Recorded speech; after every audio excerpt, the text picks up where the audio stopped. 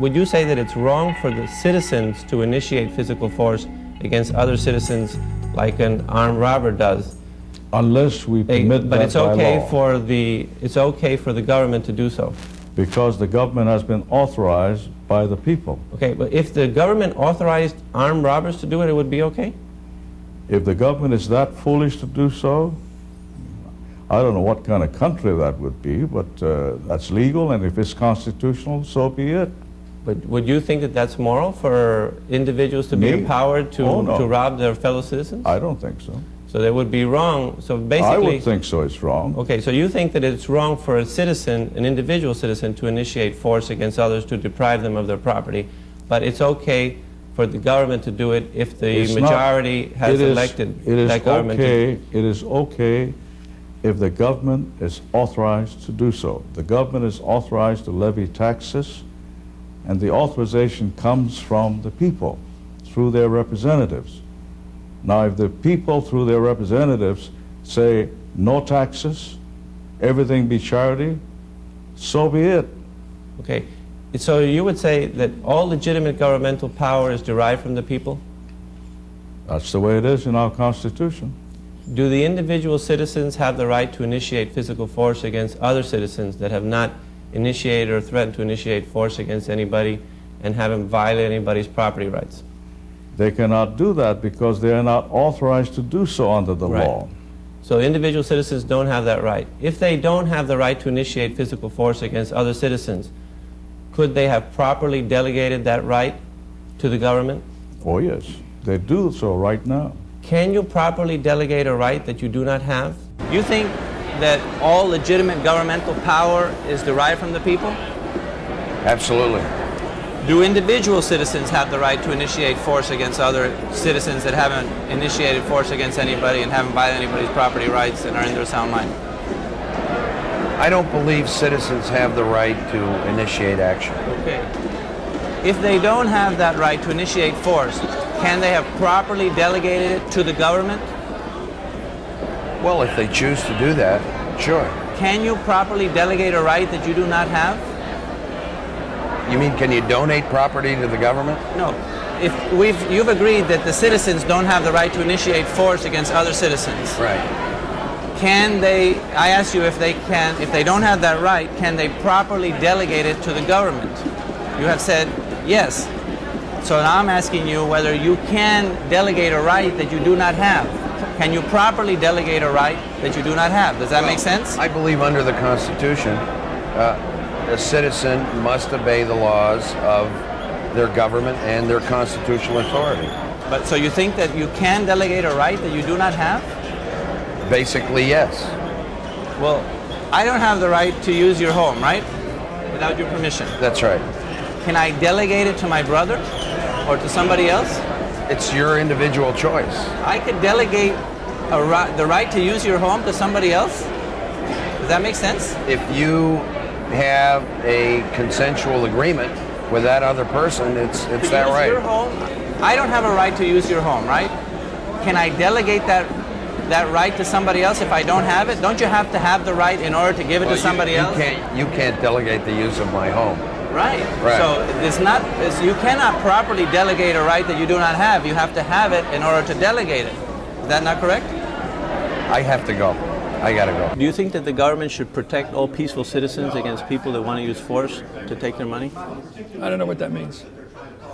So should the government protect citizens against people that want to use force to take their money? Who is that? Are there people in our society that want to use force Who to is take that? their I know. money? You have to help me out. But are there any? Is anybody? Well, tell me who you're talking about. Oh, okay. Because there are. I'm a student of politics, Okay. so tell me what you're talking about. Are there any people in the United States that? Well, you have to ask me what you're talking about. You have to tell me. Give me some information who you're okay. talking about. Do you agree that there are? I know. people? I'm asking you because you're asking a question I don't understand. You don't understand that some people want to use force to take I don't know who money you're from talking others? about. I don't know who you're talking about. Okay. Well, anybody. I mean, Well, just tell me about these people, who they are. Whoever they are. Do you No, think, you have to tell me who you're talking about. You think it's wrong You think that the government? I think we have law that protects property. Yes. Okay, so the government should protect peaceful The government, citizens. our laws are written by the people. In each state, the property laws are written, and they protect property. Yes. Okay, so is the government protecting these peaceful taxpayers when I'm it trying forcefully to. takes their money I'm in trying order to to figure. provide No, we goods have and we have a services for other progressive people? tax system written by the laws of the people, by their representatives in Congress. But would you call that protection when they use under the force to take their money and give it to other people, like to the farmers? Let me ask you this question. So a group of farmers come to your home and with shotguns, and they say, Mr. Matthews, we want some money for not farming. And you said, no, I'm sorry, and they say, well, we have shotguns, so you better give it to us. Well, I've never had that happen. If that happened, would that be? I've never seen that happen. Would that be morally wrong? Of course, it would be wrong if anyone well, broke let the me law ask you and this stole question. from someone. Okay, so if they organize politically and they persuade the government. Oh, you're talking about the law. If let me ask you a question. If they organize politically and they persuade the government to force you to pay them for not farming, then it's okay? All I can tell you is what you're trying to ask me in a way that I don't quite understand, something I don't get. I tell you that we have a government of law passed by the people, and I respect that. We have laws on firearms, we have laws on property, on driver's licenses, we have all kinds of laws. I believe in a government by law. So if you're saying something's done lawfully, I wouldn't oppose it. So as long as it's done lawfully, by the will of the people, yes. As long as it's done lawfully. That's how we operate in this country, by the law. Whatever the majority wills. No, it's ever approved right. under our Constitution. Whatever becomes statute under our Constitution. Congress can only operate within the Constitution. If the majority approves it and the if it's done under our Constitution, lawfully done by our states, that is considered the law of the land. But you would think it's morally right. Well, of course, it depends on what the. Well, it could be wrong, right? It could be wrong, even though the majority. You've asked me 30 times to agree with you on a philosophical position. So I thought you were going to interview me. Well, I don't understand your question. Well, let me ask you this: do you think it's morally wrong to initiate physical force against other citizens? Well, we do that, I think, in terms of. Who haven't violated anybody's rights. Well, the rights are protected by the government. So, if the government passes a law, then whatever the government does is there are okay. many people in this country who don't accept the Constitution. For example, the right to bear arms. They're called posse comitatus. There are a lot of people that don't accept law. I accept law. No, I understand that. I'm not asking you about any law. I'm asking you about a law that redistributes, forcefully takes money from one citizen in order to give money to another. So I was asking you, we do that under our progressive tax system. Right. Should the government protect all these peaceful citizens? Before you say you believe in property rights, so you think that we should protect all peaceful citizens, right? Yes, I think the government should enforce the law under our Constitution. Right. So is the government protecting these peaceful citizens if they forcefully take their money? Why don't you give me your argument rather than posing it as a question? No, I really want to. No, I want to. You are basically using this interview process to offer me a point of view philosophically, which I don't quite understand. So that's my problem. So here's what I don't understand. I'll give you my view. If you're committed to protecting peaceful citizens against people that want to use force to take their money, then the argument would a person be considered. You can't be in favor of redistributing wealth, right? I guess the argument might come down to, would you call a person peaceful who is breaking the law? Sometimes. Okay. So, for example, if a slave escaped, surely, I agree with that. I certainly agree with that. He's breaking the law, but he's still peaceful. I certainly agree. So just because the law says you should put him in jail. That's called civil disobedience, and you have to. And part of civil disobedience is to accept the fact that you have still a government of law. Do you think that all legitimate governmental power comes from the people? You made your point. I appreciate you trying to do this. I know what you're trying to do. What am I trying to do? You're trying to make an argument in the form of a question. So I think we have to end this. Do you think it's morally wrong to initiate physical force against someone who hasn't violated anybody's rights?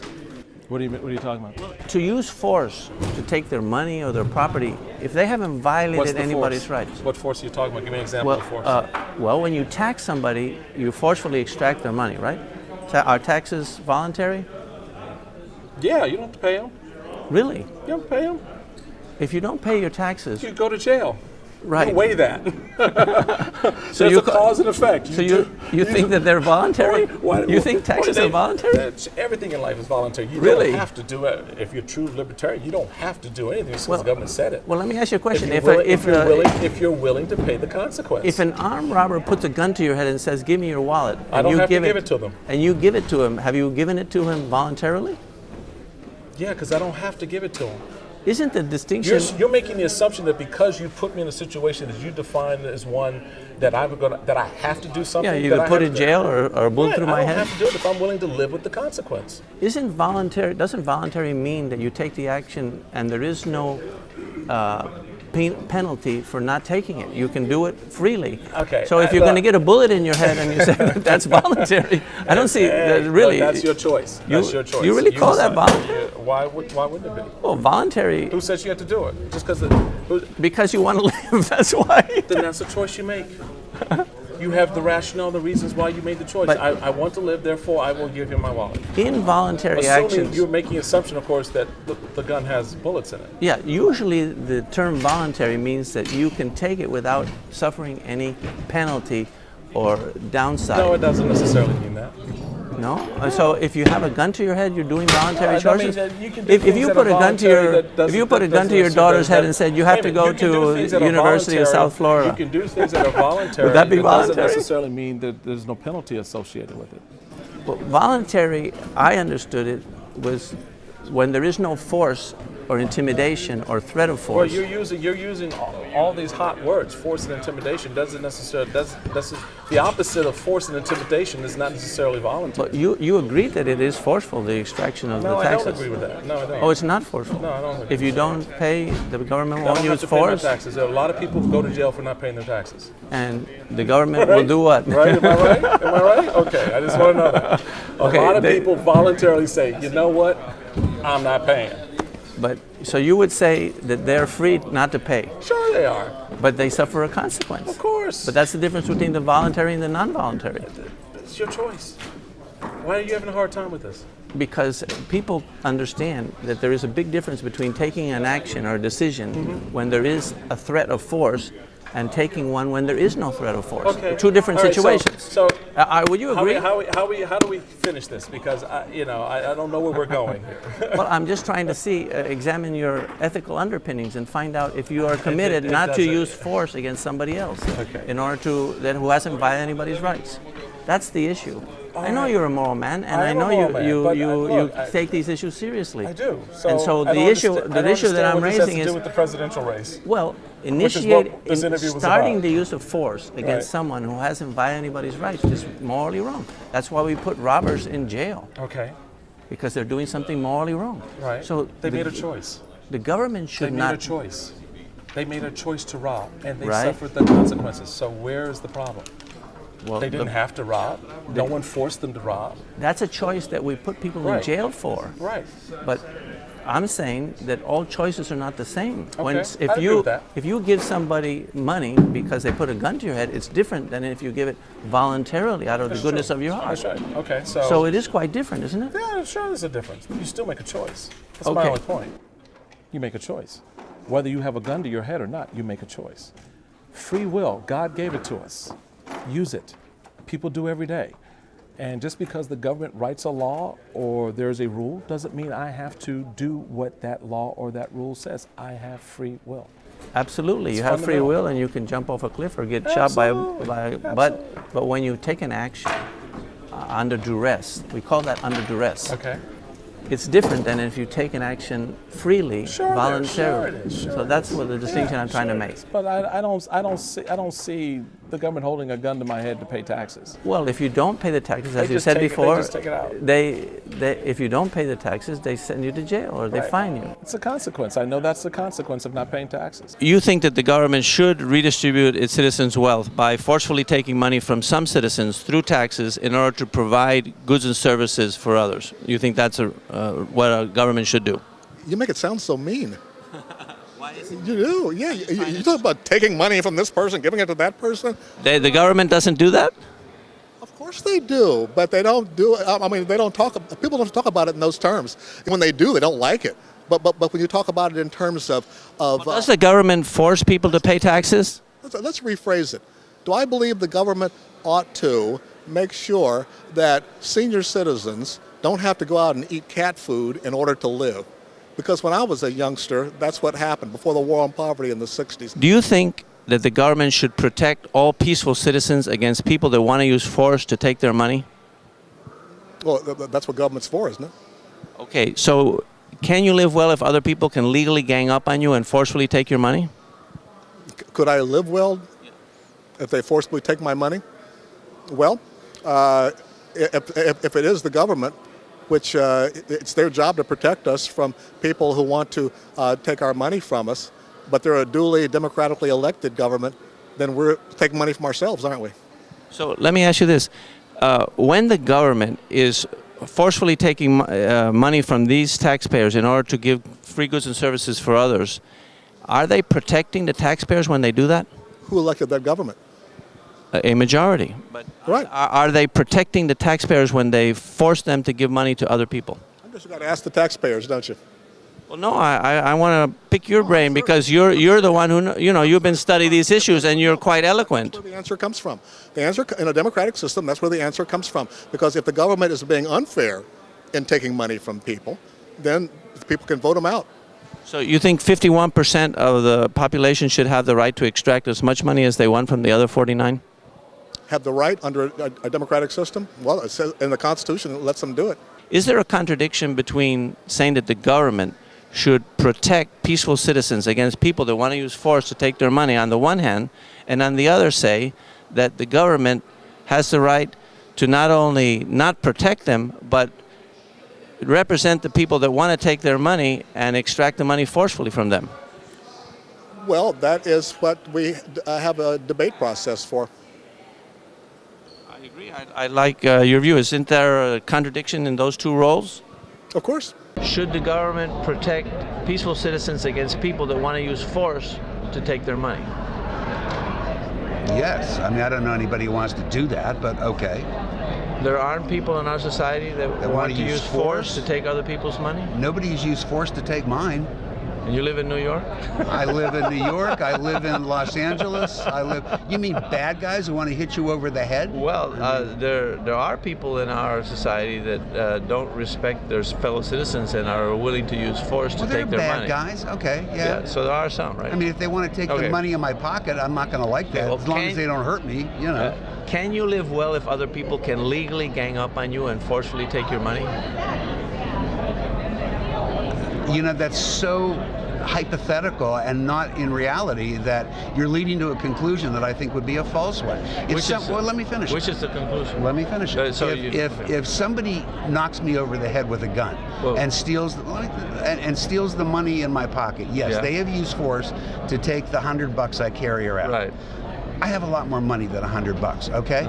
And Good. if you're telling me that somebody's going to use force to really take my money, you'd have to give me some construct of where they're using force to do that. Otherwise, it's just an outside hypothetical that just has no basis in reality. Where is that happening? If they could legally gang up on you and forcefully take your money, you wouldn't be able to live well, right? Not if somebody legally... Whatever they made... But you just switched the question, though. You went from violently taking it to legally taking it. That's what I had said, but maybe you... Are you saying violently or legally? No, I'm saying... Can we live well if other people can legally gang up on you and forcefully take your money? What does define gang up? Well, they can get together and... Is Congress ganging up on me if they pass a tax? Is that what you're saying? Well, if a special interest group gangs up, and in this way, if they persuade the government to pass a law which forces you to give them your money, I would say they have legally ganged up on you. Let's say they had 51%. Right. And the question is, can you live well in a society where... Yeah, I would. Where they can do that. I would alter that a bit, and obviously because we have taxes, and I live just fine. But I would point out that that's what we send Congress to do. And if they persuade Congress legitimately that this is to the benefit of the country, then I don't have a big problem with that. But would you be more safe if they couldn't do it? More safe? Yeah, safe from them. See, you keep mixing your metaphors between violence and safety and how much money I have. Your money would be more safe if they couldn't do that legally, right? It's hard for me to see where you're going. If 51% of the the people couldn't pass a law to rip off the other 49%, Yeah, but everybody would be more safe, no, right? because you're imposing terms of what ripoff is, and you can't do that. When I pay my income taxes, I don't feel I'm being ripped off. Well, Maybe you do. But no. I'm Okay. going to make you do this. Okay. How do you define ripped off? Maybe you see it differently than I see it. I think I should pay forcefully taxes. taking your money against your will. What's forceful? Are taxes forceful? There's a legal requirement that I pay them. I wouldn't use the word forceful. I would say it obligates me. Are taxes voluntary? No, most aren't. Most are not voluntary? I'm trying to think if there's any that are. So, no, they're not voluntary, they are. right? But an obligation is not the same as a forceful taking. I am a lawyer, and I know the distinction, and it's a big one. You're not against the government forcefully taking money from some citizens in order to provide free goods and services for others. So, Yeah, again, it depends on the circumstances. right, but in principle, you're not against that. I think it depends on the circumstances. So, should the government protect all peaceful citizens against people that want to use force to take their money? Should the government use force to Protect all peaceful citizens against people that want to use force to take their money? I would tend to think so. That's why we have police. Okay, can you live well if other people can legally gang up on you and forcefully take your money? No. So when the government is forcefully taking the money through taxes in order to give it to other people, are they protecting those taxpayers when they do that? We have elections for that, not police. Yeah, but are they protecting the taxpayers when they forcefully take their money in order to provide free goods and services for others? That's what we have elections for. But would you call that protecting? Forcefully taking money from one person to give to another? I would call that Uncle Sam. Right, Uncle Sam is doing that, wholesale redistribution. Yeah, I mean, are they protecting the taxpayer when they take their money and give it to someone else? It depends on the circumstances. I gotta go. Should the government protect all peaceful citizens against people that want to use force to take their money? Yes. Okay, you can't live well if other people can legally gang up on you and forcefully take your money, right? Well, this is the reason why we have government in the first place, is to protect you from that. So is the government protecting the taxpayer when it forcefully takes their money through taxes in order to provide free goods and services for, let's say, the Medicaid people or foreign aid or farm subsidies, or take your pick? Well, are they being protected? You made it sound as though you're asking as though bandits should be able to break in your house and take your money. No. But there is a certain social contract where government taxes to provide for law enforcement, for the common defense, and for, I believe, a certain level of care for people who can't care for themselves. Can you live optimally if other people can legally gang up on you and forcefully take your money? No. Should the government redistribute its citizens' wealth by forcefully taking money from one citizen or from some citizens through taxes in order to provide goods and services for others? Well, taxes are a part of our system of government, have been from the beginning, and the main tax, the income tax, has been in place now for 3 or 4 generations. So that's hardly a disputable proposition, and I think it has absolute justification. Previously you had said that it's not possible to live optimally if other people can legally gang up on you and forcefully take your money. When the government redistributes wealth, are they not doing that? Are a group of people not petitioning the government and legally using force to take other people's money, and therefore you can't live optimally like that? No. What is happening in the case that you described, it seems to me, is that the society, functioning through its system of government, has made a decision that there is a social objective which is important enough to empower the government in that case to appropriate a portion of some citizens' private property. Forcefully taking money from some citizens through taxes in order to provide free goods and services for others. Forcefully? Are you talking about using military force? No, I'm talking about forcefully through taxes, forcing some people to pay taxes in order to give other people free goods and services. But are you saying we shouldn't have people pay taxes? No, I'm not saying that. I'm just, you asked me to define redistribution of wealth. Right, but forcefully making people pay taxes. I'm trying to understand what that means. Okay, well, are people forced to pay taxes? What do you mean by forced to pay taxes? Well, if you don't Americans pay taxes. Right, but if you don't pay taxes, the government forces you to pay them, right? How do they force you? Well, they put you in jail or fine you or whatever, right? You can only be put in jail or fined if you've been found in violation of the law. Right. Right. So if you don't pay your taxes, you go to jail. And if you owe taxes to the American people, and if you didn't pay them, you would pay a fine or. So people are forced to pay, right? How are they forced to pay? If they don't pay, the government will use force to require them to pay. What force does the government use? We just went through that. They fine you. The government is part of the courts. Yes. Yes, the courts. They will fine you. They will fine you. They will fine you, or they will put you in jail. Right. We can have that conversation later on. Thank you. Individual citizens cannot morally, forcefully extract money from other citizens, right? Are you agreed on that?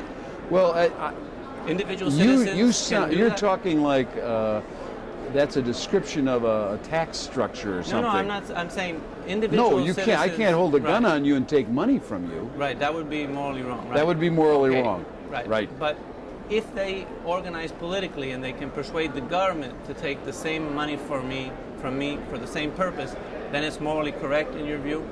If in a democracy, I don't know if it's morally correct. That's your decision. That's what I want to know, your view on whether it's morally correct. No, I don't. I wouldn't put it in. It's not a moral question.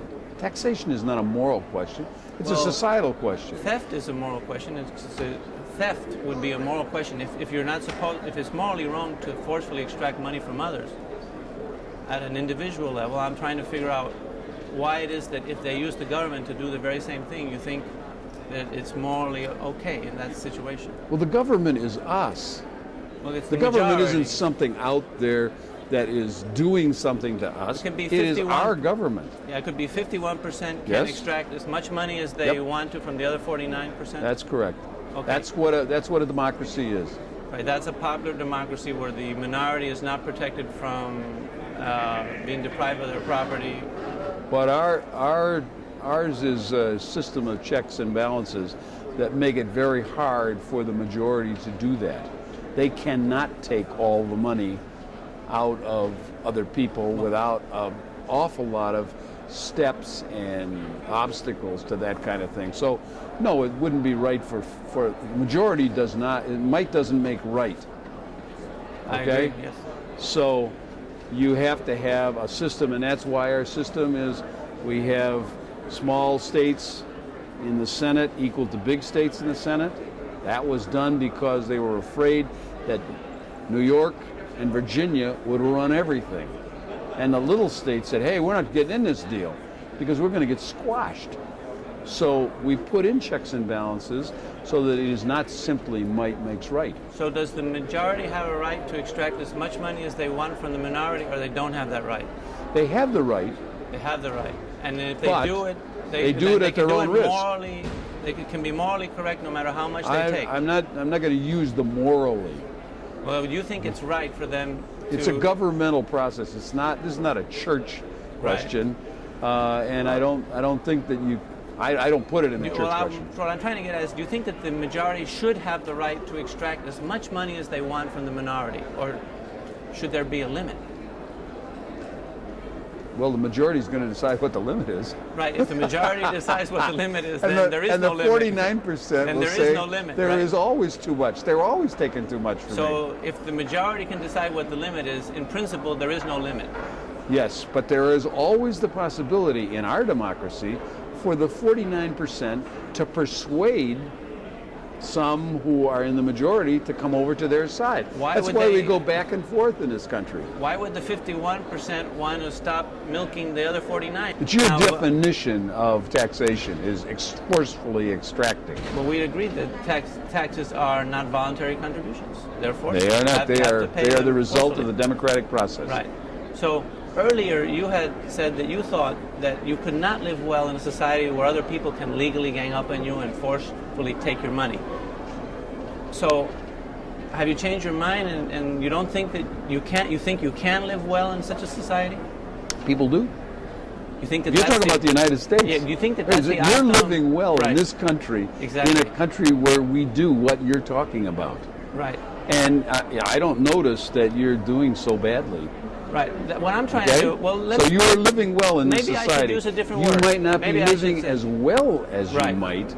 Well, let me put it to you this way. Can you live optimally in a society where other people can gang up on you and legally extract money from you?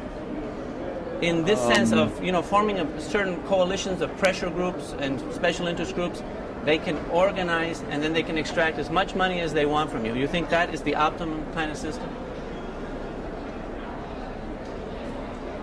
You know, I think that in a society you make trade-offs all the time. You never live optimally in anything. Should the government protect peaceful citizens against people that want to use force to take their money? What are you referring to? Well, should the government protect all peaceful citizens against people that want to use force to take their money? To take their money? Yeah. Well, I think of it more in terms of keeping our country safe.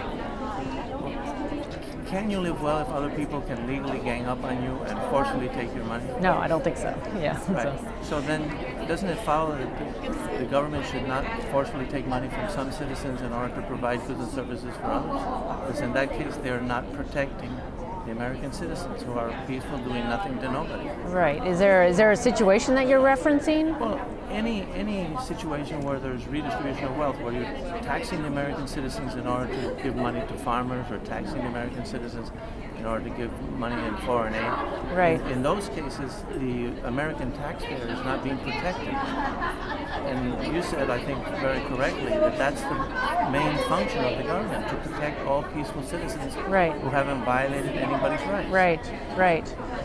Well, you know, I was mentioning to you earlier today that we voted today on the balanced budget amendment, which I think, not that it would solve all our problems, but I do think it would there would be more accountability, more transparency as to what's really going on in the federal government. It would force us to have a debate over priorities and how the federal government spends money and what's the appropriate role of the federal government. So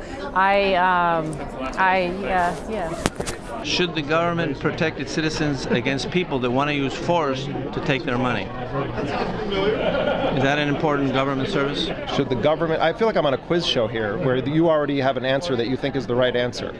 Do I think there's a right answer? No, I said I feel like I'm on a quiz show with you, where you already have the answer in your head, but you're trying to see if I'll confirm or deny it.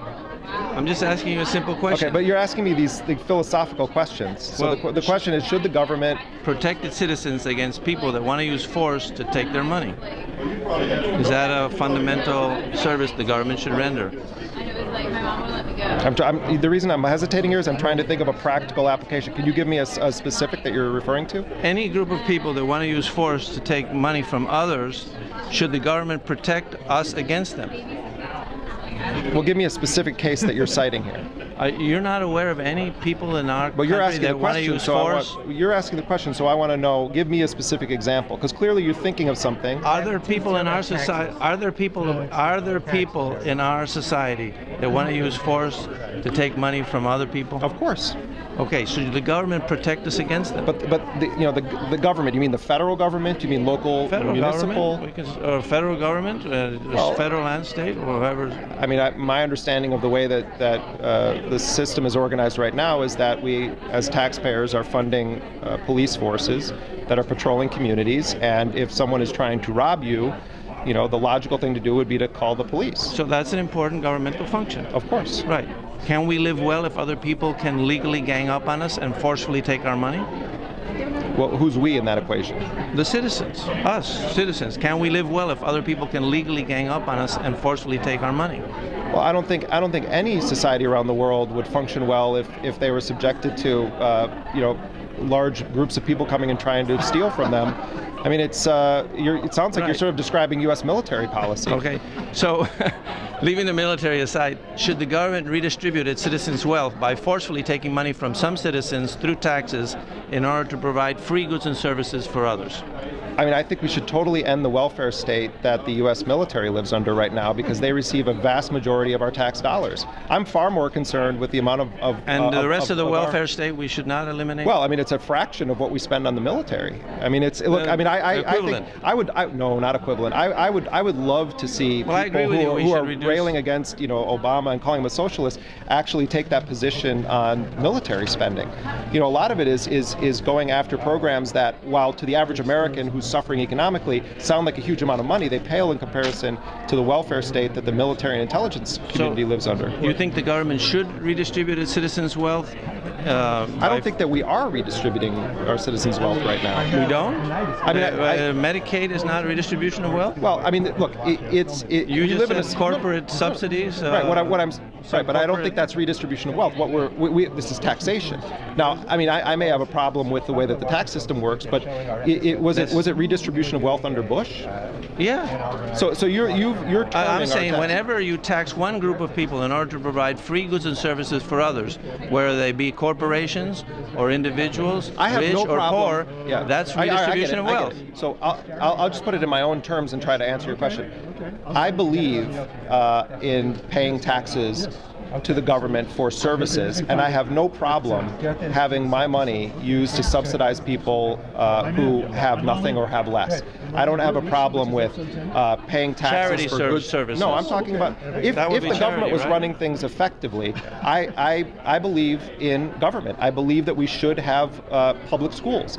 I have no problem paying money that I know is going to ensure that a poor kid can go to school in a decent school in my neighborhood. I totally support, if you want to call it redistribution of wealth, I totally support my money being spent in that way. Okay, you agree with it, so that's what I was asking. If you agree with redistribution of wealth, and I define it as forcefully taking money from some citizens through taxes in order to provide free goods and services for others.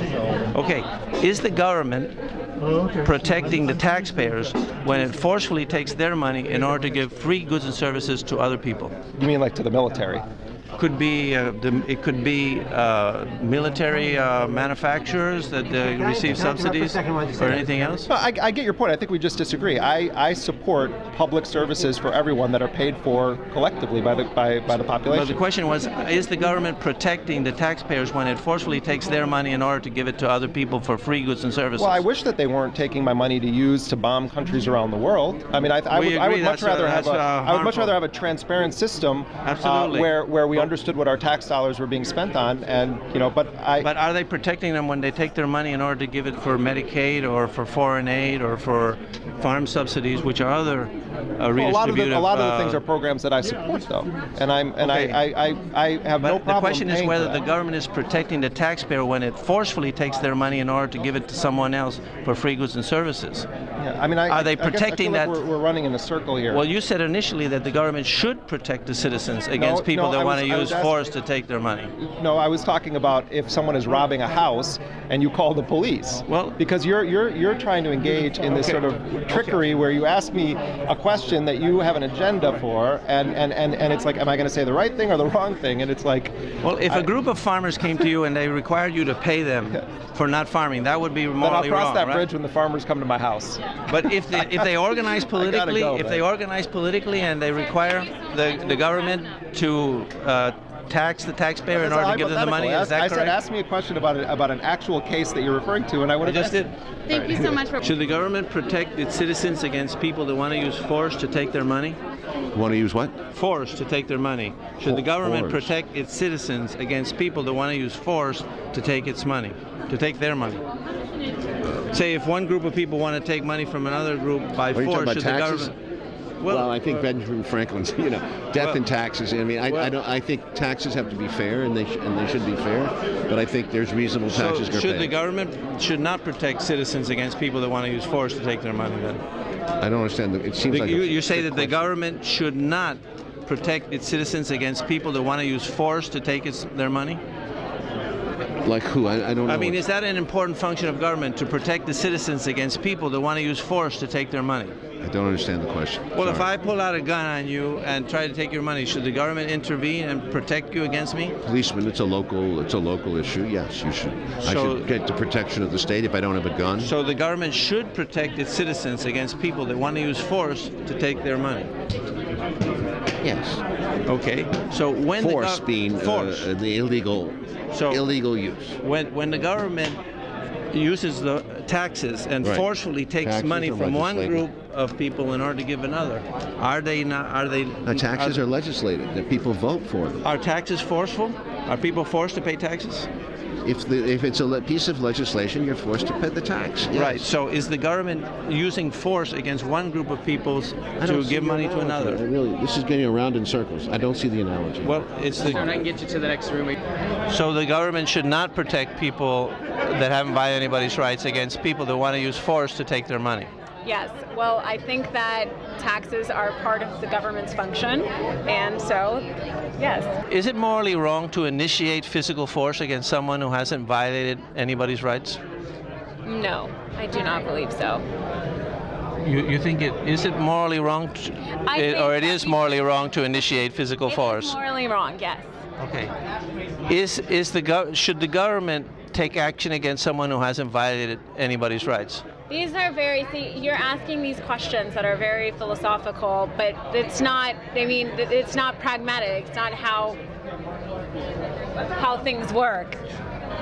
What is not pragmatic? I mean, it's a moral principle, right? You're against starting force against someone who hasn't violated anybody's rights. Yes, I am. Should the government do that?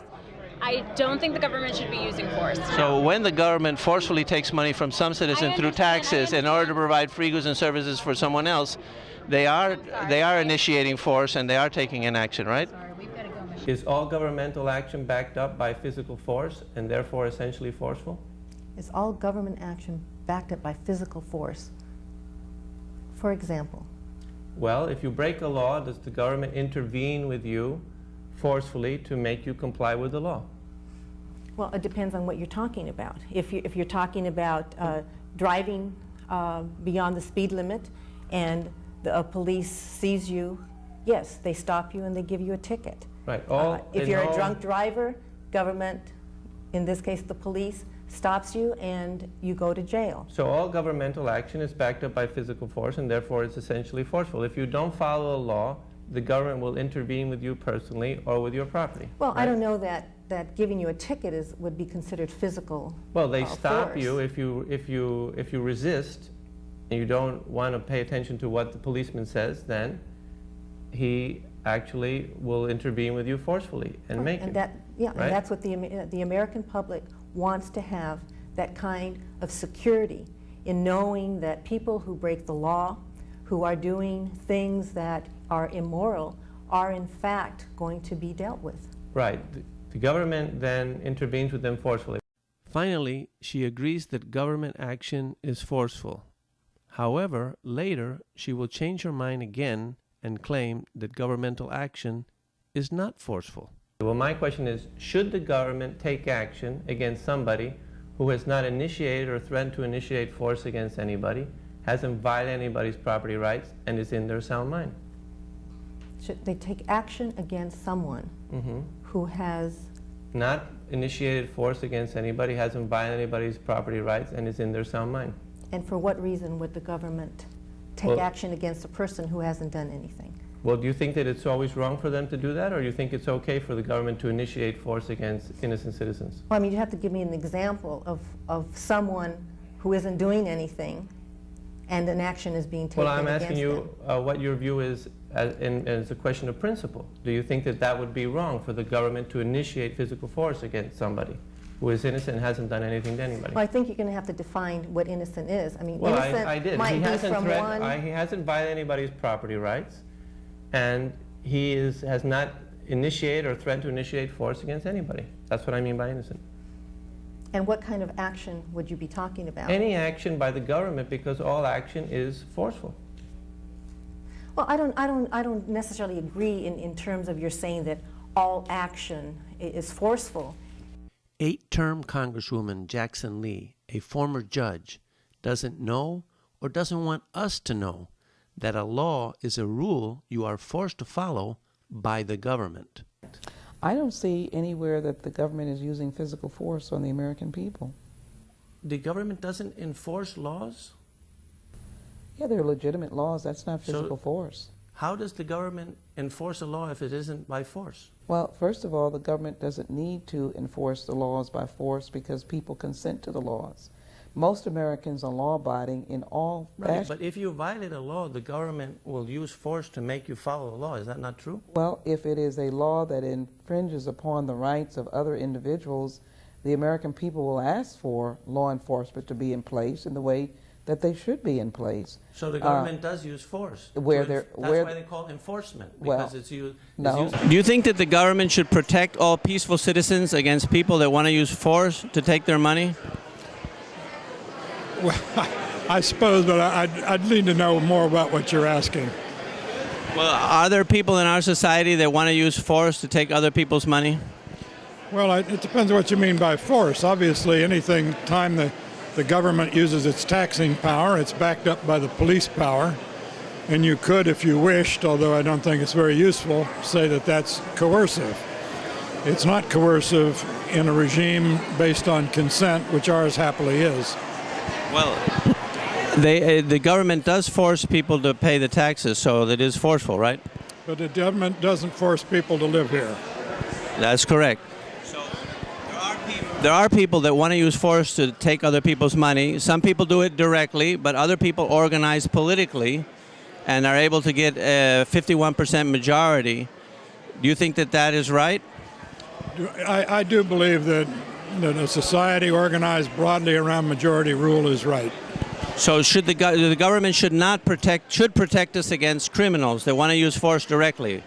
There is a distinction between criminal force and the legitimate power of the government. But the government should not protect us against people that want to organize politically. Let's take an example. So, for example, if a group of farmers went to your home with shotguns and required you to pay them for not farming, that would be morally wrong. Correct. But if they organize politically and they're able to persuade the government to pass a law requiring you to pay the same amount for not farming, that would be okay? If they win a political argument, achieving the consent of a legislature based on representation, that's the way the game works. Are you in favor of redistributing the citizens' wealth by forcefully taking money from some citizens through taxes in order to provide free goods and services for others? Yes, absolutely. I wouldn't use the word forcefully. I think that at some point, you can look at any society in the history of the world, and frankly, at some point, people get fed up. If there's Let me ask you a question. You say you wouldn't. Are people forced to pay taxes? Yes. So why wouldn't you use the word forcefully? I guess it just sounds physical. Well, if you don't. Okay, if you don't pay your taxes, will they require you to use, and will they use force eventually to make you pay? Yes, I think you'd go to jail eventually. A lot of people go to jail for not paying taxes, so yeah. Okay. So you're in favor of that. Now, I'm in favor of paying taxes. right. You think that the government should redistribute its citizens' wealth, and the way they do it is by forcefully taking money from some citizens through taxes in order to provide free goods and services for others. No, I don't agree with that framing of it. But They don't provide free goods and services for other people? Well, everybody pays. I love paying taxes. I live in an awesome area, great schools, really safe. I make a ton of money. So and the more money I make, the more taxes I pay. But I don't really. I'm one of those guys I know it's weird, but I don't really think about it that much because I think the government wastes a ton of money. But and at the local level especially, I just love where I live. It's clean, the schools are great, it's safe, and so I think it's the price of civilization. Should the government protect all peaceful citizens against people that want to use force to take their money? I don't think I understand that question. Should the government protect all peaceful citizens against people that want to use force to take their money? Yeah, I'm still confused as to should the government protect peaceful citizens against those who want to take their money? No, you are. What world are you living in exactly? What America are you referring to? I don't understand. Are there people in our society that want to use force to take other people's money? I think everybody agrees on that. Yeah, that's the law. Are there people in our society that... Everybody wants to use force to take people's money. Everybody agrees that we have to pay taxes. Everybody, I think, yeah, that's not a controversial issue. Everybody wants to use force to take other people's money for themselves? Other people's money for themselves? Yeah, because we all get...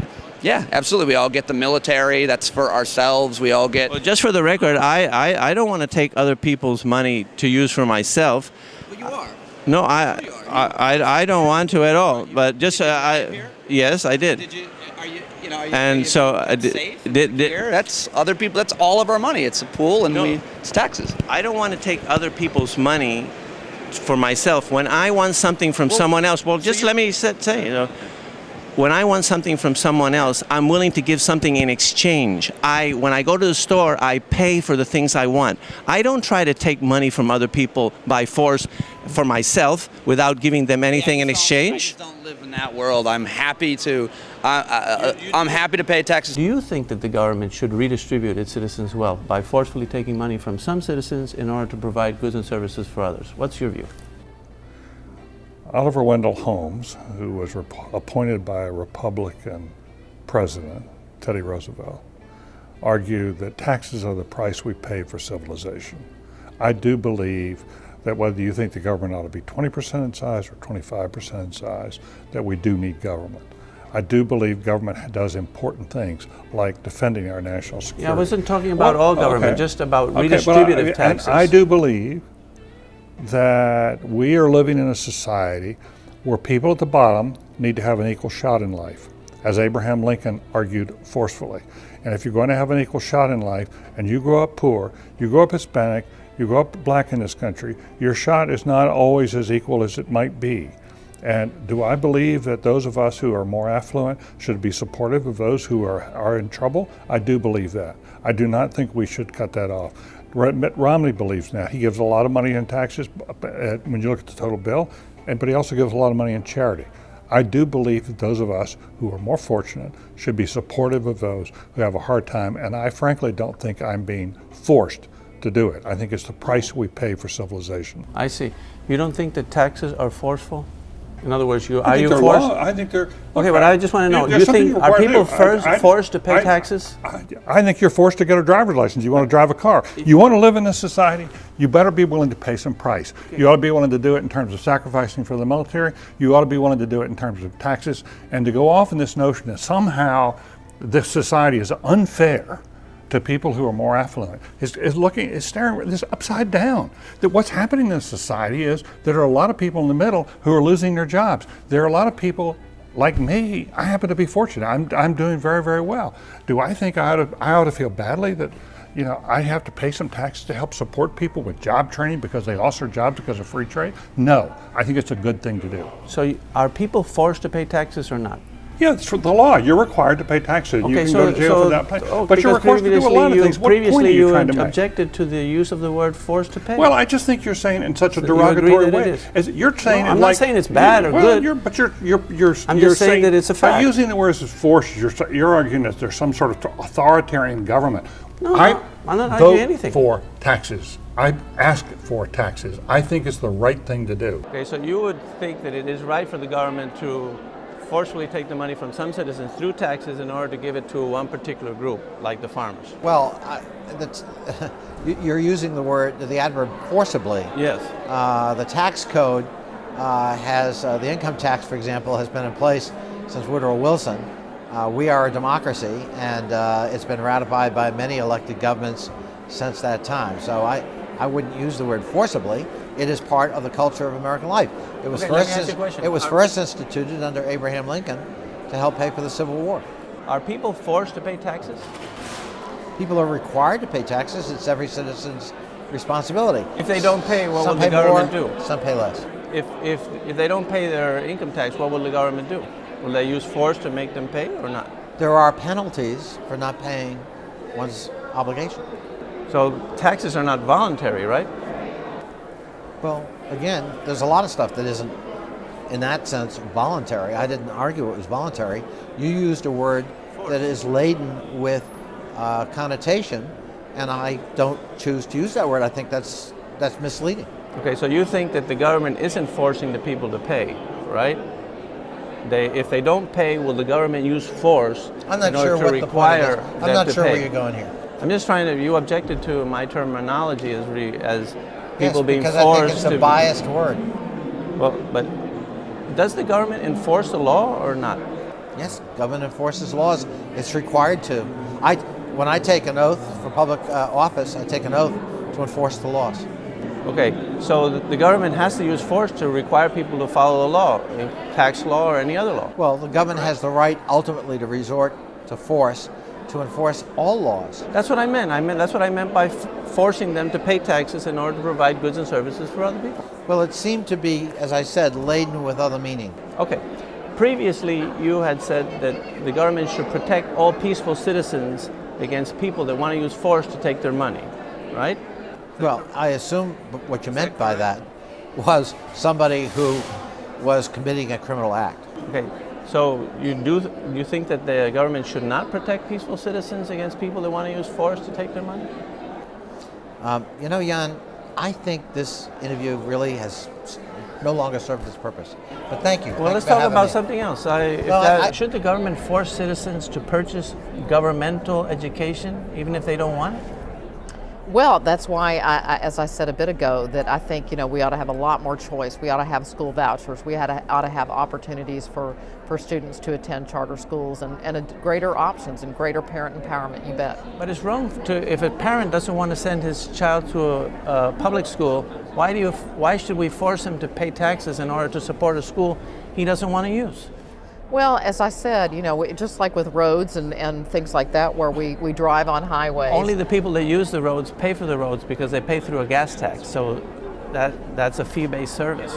So I got to get going. I mean, we're obviously not going to necessarily agree about well, this. Well, it's interesting. I'd like to know your philosophy. Well, my philosophy is, as a political pragmatist, we're not going to abolish the federal role. So if we're going to invest, we? Is there some impediment? There's candidates that say there are political impediments all over the place, and we have a highly decentralized education system. We're going to continue to. If you disagree that it should be part of the federal government's mandate, I'm sure you're capable of persuading the people that that's the right choice. Why are you not more optimistic about your capacity to persuade the people that the federal government should not be involved in education? Because I know that local control often means local union control, and we better solve that problem too. And it has ill-served students in our country.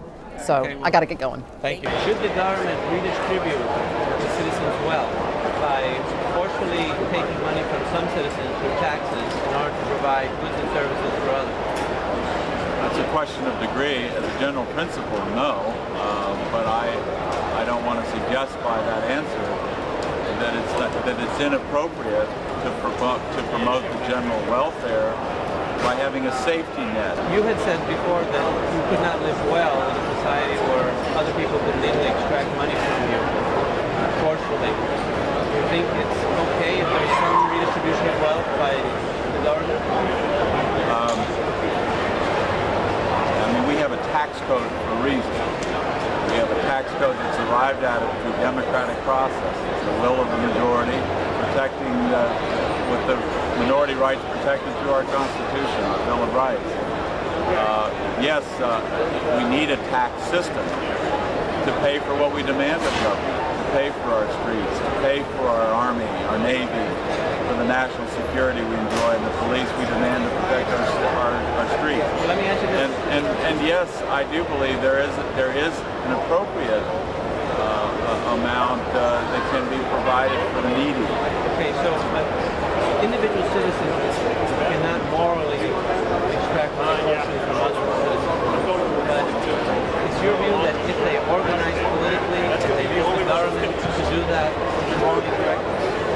If they do do it in a democratic fashion, yes. That's about the operation of freedom. Should the government protect all peaceful citizens against people that want to use force to take their money? I'm not really quite sure I understand your question. Okay. Should the government protect peaceful citizens against people that want to use force to take their money? The government taking money from, I'm not sure I understand your question. Are there people in our society that want to use force to take money from other people? Yeah, I think the Occupy movement is a perfect example of that. Okay, so there are people in our society that want to use force to take money from other people, right? So should the government protect us against those people that want to use force to take our money? I think that the government has a role in protecting people who infringe on your private property rights, yes. Because Okay. it's your money, it's your private property.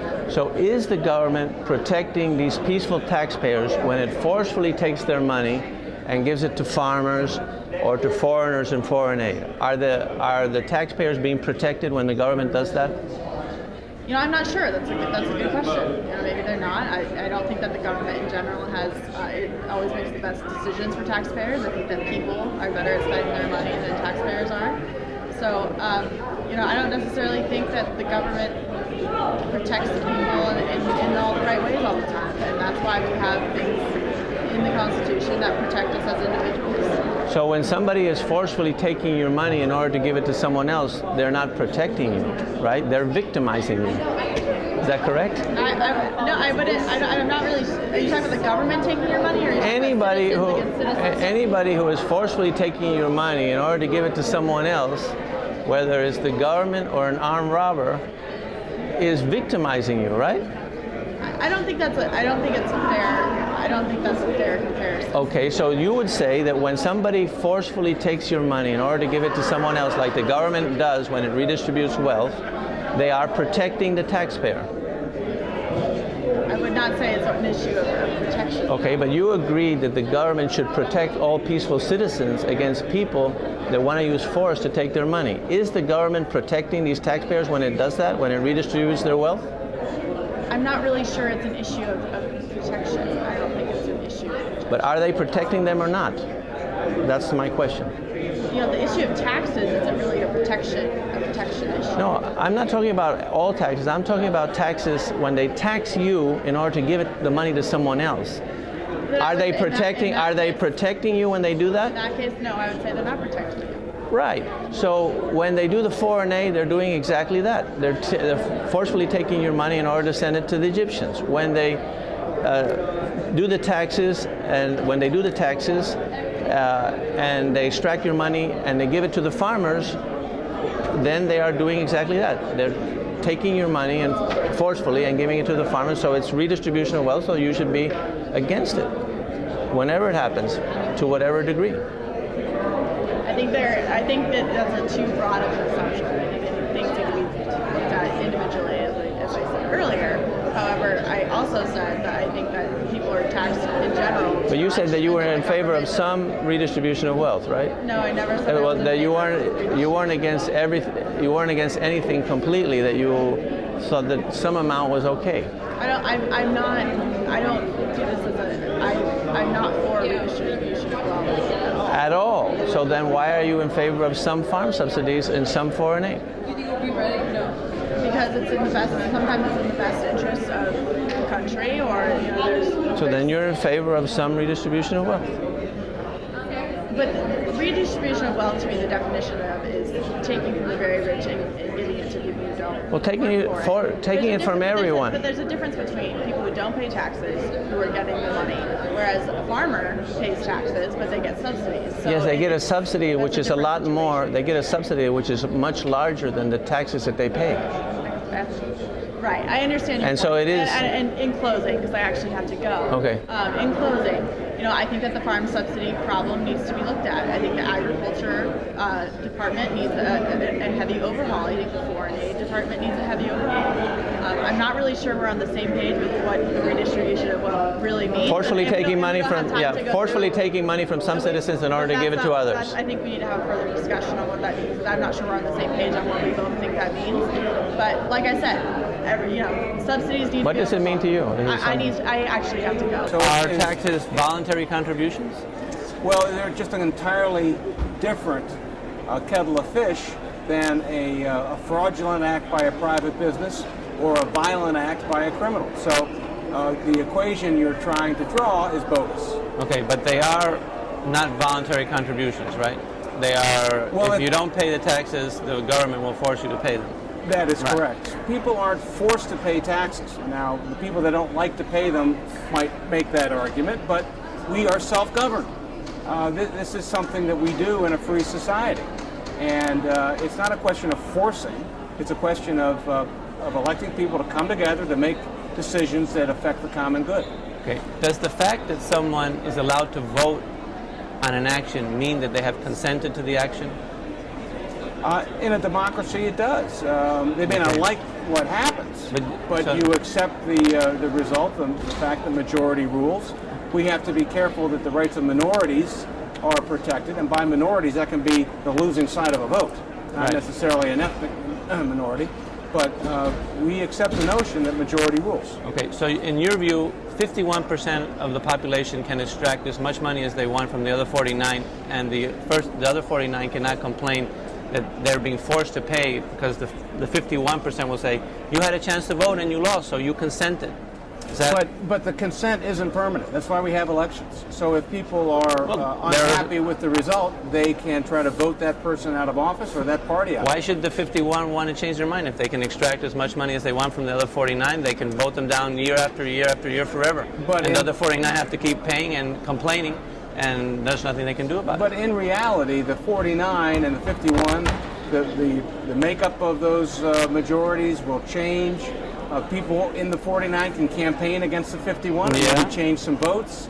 And that's what it means to have elections and to be self-governed. So it's not a permanent ruling class. It's not a permanent group of people that are powerless. Wouldn't it be better if you had a system where they couldn't form these coalitions and forcefully extract money from the minority, and they had to respect each other's property as private citizens do?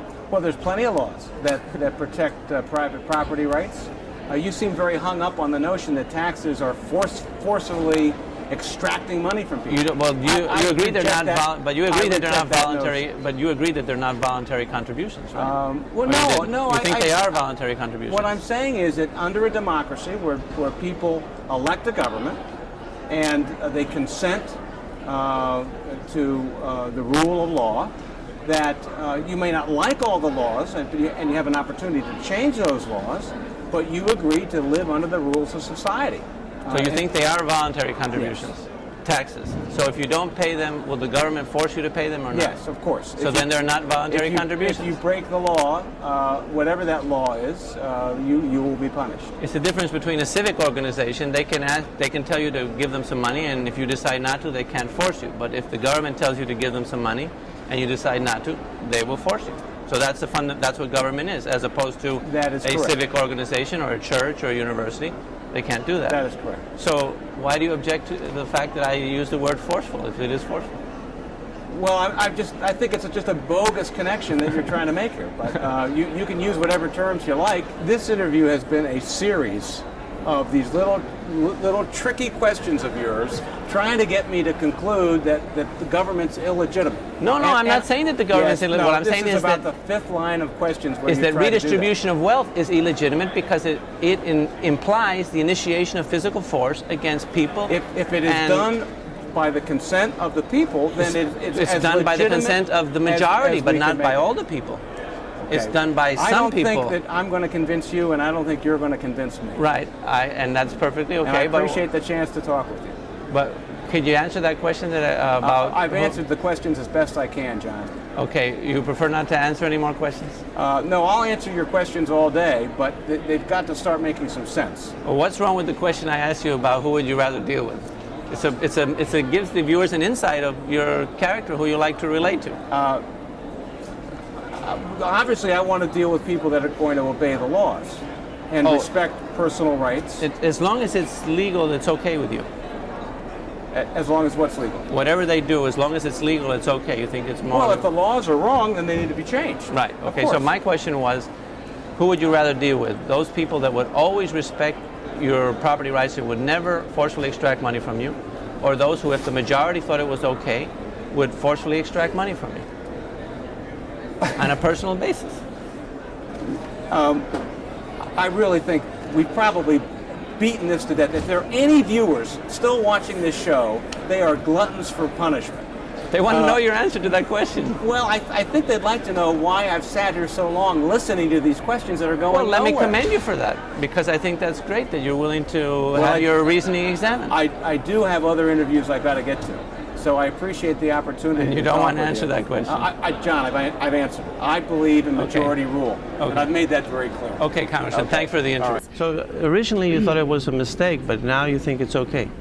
I have to work within the framework of the law that exists now. I don't get to come in as one person and change everything. I have to work within the framework that exists now. Our farmers have a safety net in place. It is my job to make sure that we are prioritizing spending in this country for what is right and what is good for the taxpayer that's paying into the system. Are you in favor of taxing the citizens in order to provide money for bankers? I think we're bankers, we're done. Or should the government redistribute its citizens' wealth by forcefully taking money from some citizens through taxes in order to provide goods and services for others? When you say forcefully, are you suggesting the taxes are not voluntary? I mean, you're saying something. You're shading the question and forcing the question by the way you're asking the question. It doesn't sound like you're asking an objective question when you use the word forcefully, as though you obviously are very anti-tax. And you have that kind of an agenda? Well, no. What I'm trying to do is find out what you disagree with on the question. Do you think that... I believe that to live in a society... Well, let me ask you this question. Yeah. Because you object to the question. Well, no, I felt you answered it in a very biased way. Well, but I'll answer. Maybe it has a false premise. Let's examine. When you say should the government forcefully extract monies from its citizens, I presume you probably feel that the tax code thus forcefully takes taxes from its citizens. Yeah, in fact, it's not important what I think. I don't know. What do you think that taxes are voluntary contributions? Actually, it is voluntary according to the tax code, but I believe that for the greater good of society, we all must contribute to a tax base which does certain basic things for society, provides public schools, roads, bridges. You are in favor of taxing some people in order to give the money to others, or not? I can, obviously, by the way you're asking these questions, I feel that you have a bias. I believe in taxation with representation. Mm-hmm. Okay. Do you think taxes are voluntary contributions? They're not voluntary because they arrest people who don't file income taxes. Right. There is, however, a movement of people who suggest that in the tax code it does say the word voluntary. It's not enforced that way. Okay, so literally, the bottom line is it's not voluntary. Right. So all governmental orders are backed up by physical force, right. And if the government why is it that you object to my saying that they're forcefully taking the money from them in order to give it to others? Because I don't object to it. I mean, I just think you ought to state your agenda. Are you anti-tax? You do agree that the taxes are forceful, and that the money is being taken. I don't use the word forceful. I think that you're trying to sway the argument. I feel that you're trying to use language that I am not using. I think it's an implicit contract that we have to live in this society, that you pay taxes in order to do things that are for the common good. You want to use the word forceful, right. That's your business. Originally, I had asked you if the government should protect peaceful citizens from people that want to forcefully extract money from them. You recall that? Did I ask you that? Yes. And you agreed that the government should do that? You agreed that the government should do that, right? That the government should protect peaceful citizens from people that want to forcefully extract money from them. Okay, so should the government do what it is supposed to prevent? Excuse me? Okay, you had agreed also that the government should prevent people from forcefully extracting money from others. You remember? You agreed to that? That the government should prevent people from forcefully extracting money from other citizens, right? Oh, so you're saying that the government, you're using terminology that I don't buy into. Again, I object to the way you phrased the question, and I didn't answer it that way. You're trying to now force words into my mouth that I didn't use. Okay. I'm not answering it that way. Okay. You keep using the word forcefully And I don't, first of all, the government doesn't use physical force against people for not paying their taxes. Literally, actually, you can be arrested for not filing your taxes, but there are a number of people who don't pay or find loopholes. So I think we should change the tax system. You keep wanting to jam this word forcefully down my throat, I reject it. Okay, well, now, as I understand it, first at one point you did agree that taxation was I was forceful. referring to physical force. When you talked about should people be able to be protected from someone who wants to use force against them, I was, in my mind, using the word physical force. That's what I presume you meant. Okay. You keep wanting to phrase the question in a way, I keep answering it a certain way, and you keep trying to re-jam it down my throat in a way that I'm not responding. Okay, well, let me ask you this question. See, you say here that, as I understand it, individual citizens cannot morally, forcefully extract money from other individual citizens. Is that correct? You mean individual citizens cannot immorally extract? Cannot morally do this. Should not be able to. So your argument is going to be that the government is somehow being immoral. I'm just asking you a question. But I'm going to jump ahead, because what you're then going to ask me is the government being immoral by doing the very same thing that it is entrusted to do to protect other people when they do the same thing. Is that not where you're going? I was going to ask you that. That's true. Okay, so you want to answer that? In my view, that is not. There is an implicit contract we have when we enter society, that we have that arrangement with our government, that we pay a certain amount of taxes. I don't look upon it as being forceful. You know, people can move to other countries, they can go and live elsewhere, they don't have to stay in America. If they would like to not continue that contract when they become of age, you know, they don't have to stay in this country, they can seek residency elsewhere. But that is the implicit contract that we have with our government. Okay, so and I don't object to that. Okay, so as far as I can tell, this is your perspective. Individual citizens do not have the right and cannot morally, forcefully extract money from other citizens. But if they organize politically and they can persuade the government to do it for them, then it's morally correct. Is that true? If they can, or if it is it is something that we have agreed to in a democratic society, this is the way we do things, I don't view it as immoral. Right, but I didn't ask you if... No, you keep trying to, I say something and you keep trying to rephrase it the way you want to rephrase it, and I reject that. I'm telling you the answers how I care to express myself. You keep taking my answers and trying to twist them, it seems to be a certain way, and then feed back to me from your perspective what you think I'm saying. Okay, I'm telling you that I don't think it's immoral when the government and its citizenry, and the government is of the people, by the people, and for the people. If a majority of the people get together, 51%, and they want to forcefully extract money from the other 49, I'm sorry, I reject that. You keep using the word forcefully, and I don't see it that way. We have a democracy. Are voluntary what you're saying then is if any law where there's a majority that rules, they're doing something forcefully against the minority. Is that your view? If you keep wanting to use the word forcefully, I reject it. I'm not using that word. If a majority imposes a tax on a minority, as they are forcefully extracting the money we from live in that a democratic society where laws are made often by a majority, sometimes by a supermajority, and that is the kind of government we have. We don't have. Right, that's what we're examining. I'm right. trying to get your take on whether you think this is right or wrong. And so I already told you that I didn't think it was immoral. I've answered that. I understand that, and then I'm trying to examine the premises. Like, if you think that taxation is a voluntary contribution, or you think I've it's answered forceful. that. I've told you in the law it says voluntary, but in reality it's not voluntary. However, it is something that has been agreed upon and is implicit, and that is something in a democratic society we agreed to do. We've also agreed that there are a set of laws. If you don't obey them, you will pay some kind of penalty. I agree. And I don't consider that force. I don't consider that to be immoral. No. All laws are backed up by physical force and therefore essentially forceful. Is that not the case? You say physical force. Well, if you don't follow the law, what happens? Will the government use force to make you? Well, they can try to get you to comply they can sue you, they can take you to court, they can try to extract money from you. They'll take your money and it'll put you in jail. Are they going to physically beat you up? I don't think so. Ultimately, they will take you physically and put you in jail if you don't comply. Right? Ultimately, if you don't comply, you will pay some kind of penalty, whether it be jail. Do the individual citizens have the right to forcefully extract money from other citizens? You asked me that already. Well, I think you said that they don't have that right. No, I did. I said the opposite. You had the right to do that? Why are we going around in circles here? Okay, because I'm really confused. Because you want to keep using the word force. Individual citizens... We're going to keep going around in circles. We'll do this for 3 hours because I'm not going to answer differently. Okay, do individual citizens, private citizens, have the use to forcefully extract money from other citizens? We started the interview with that question. You can go back and check the interview. That they don't have that right, or they do? You can check the interview. I said it 3 times already. Did you say that they I don't remember what I said. It was a long time ago. You don't remember? No, it was a while ago. Well, why are you asking me the same questions over and over again? Am I being grilled here? Am I under oath?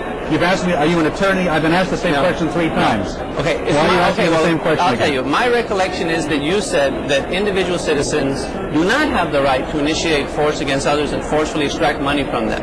That's my... No, that's not what I said. You might want to check the tape. They do. Okay, so you think that individuals... Why are we going around in circles? Okay, well, let me ask you then. Okay, this question. What is the essential difference between a decent, responsible citizen and an armed robber? What is it between a decent, responsible citizen and an armed robber? Yeah. An armed robber does something that is against your will. So an armed robber would forcefully extract money from you? That is correct. And a decent, responsible citizen would not do that? And again, not against your will. Right, okay. So why is it that you are advocating something that is, in your view, morally wrong because it's being done by armed robbers? Because I'm going to tell you again, when the government does it, I don't view it as morally wrong because we have that contract with our government, which we have made in a democratic society. So they're not analogous in my view. Okay, so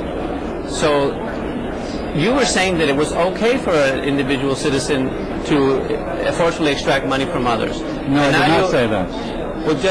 I did not say that. Why are you misrepresenting what I said? Previously, you said that the government should protect all peaceful citizens against people that want to use force to take their money. My question was, is the government protecting these taxpayers when it forcefully takes their money and gives it to someone else?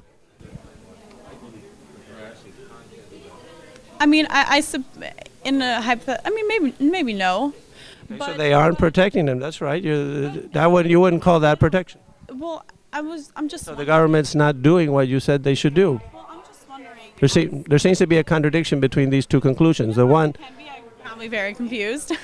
Again, I will say I don't understand. I'm not going to pretend like I understand all the economics behind it. Let me ask you this. I just don't think it's a black and white. It's a black and white situation like you're painting it out to be. I think it's more complicated. I think that, I don't think that. I'll go back to what I said before. I just think because it seems to me the theme here is why are people saying that? Why take away the money from the wealthy when they? No. I'm not. We already covered that issue. That seems to be the underlying theme. No, I'm just trying to ask you questions about your views. More importantly, do you think two contradictory propositions can both be true? I don't understand. Well, if you say that the government should protect the peaceful citizens, at the same time should not protect them against these people that want to use force to take their money, those would be two contradictory conclusions. Can they both be true? Maybe if I knew a little bit more about it, like about how they each relate to each other, because it seems like I've worked myself into a crazy circle or pretzel, then yes. But can any two contradictory propositions both be true? Maybe. You think that it's possible that it's the same to answer yes as it is to answer no? I guess you could call me a flip-flopper. You're a flip-flopper? It seems like that's where I'm standing at this point in my answers, because again, I'm not well versed in the economics behind it. Force you to pay taxes in order to give it to these millionaire farmers?